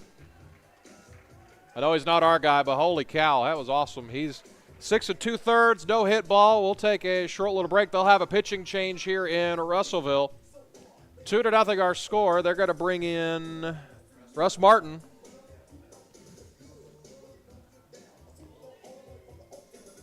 Your attention, please. Now pitching for Russellville, number 27, Russ Martin. Russ Martin, the Game 1 starter. He had a little wiggle room left on his pitch count from the first game, so Russ Martin will come in to shut things down here in the 7th.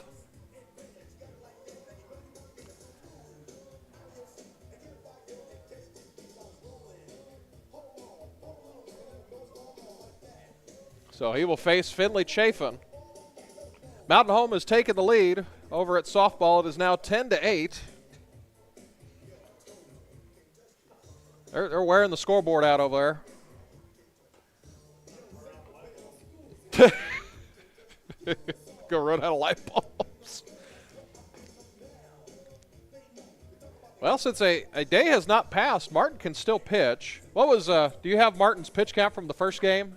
He was like in the 70s, if I remember right. Yeah, high 70s, low 80s, but he's got about 30 pitches to play with here. Goes by day, so.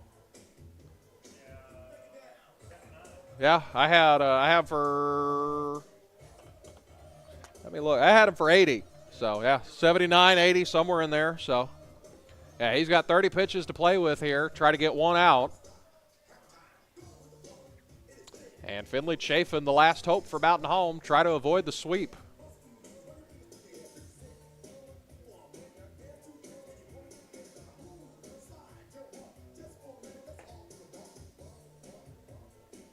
Little MC Hammer jamming out here.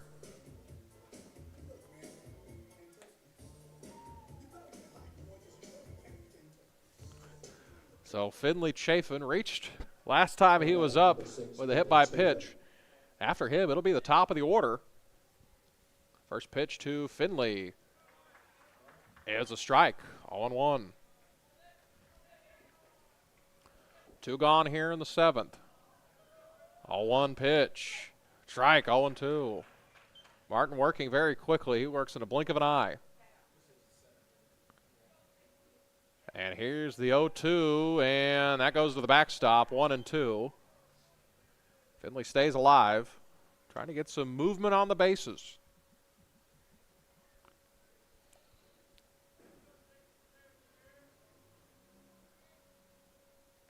The 1-2 from Martin to Chafin, up high above his head, 2-2.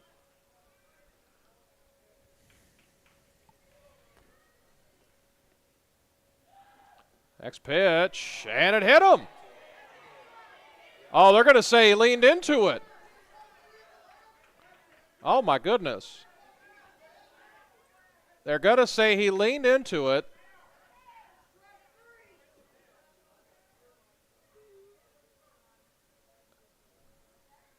So Will McCrotty is talking with the home plate umpire. I think it's just a ball, as long as they didn't swing at it. Should still just be a ball.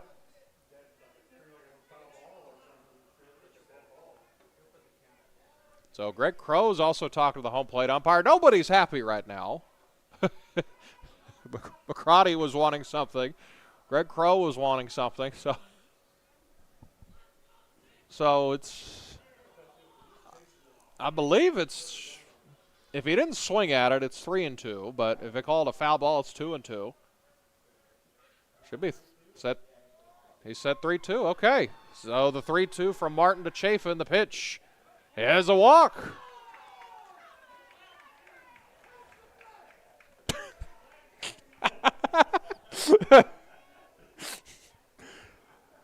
Sorry if you heard what that fan said down there. We do have a microphone. We heard it up here. So Jet Hannaford will stand in now. Chafin reaches on a walk. There's lights in the outfield on, as that's a ball. This is thrown into the outfield. Now he'll go to third base, so it's a strike. Umpires say it's a strike. Oh, my goodness. So the Bombers have a runner at third, but it's a strike. The ball was up and in at his neck, and he called it a strike. Oh, my goodness. Whew. That's wow. So it's 0-1. Runner at third now. Jet at the plate. The pitch. Fouled away. 0-2. Oh, man. There's a big difference between 1-1 and 0-2.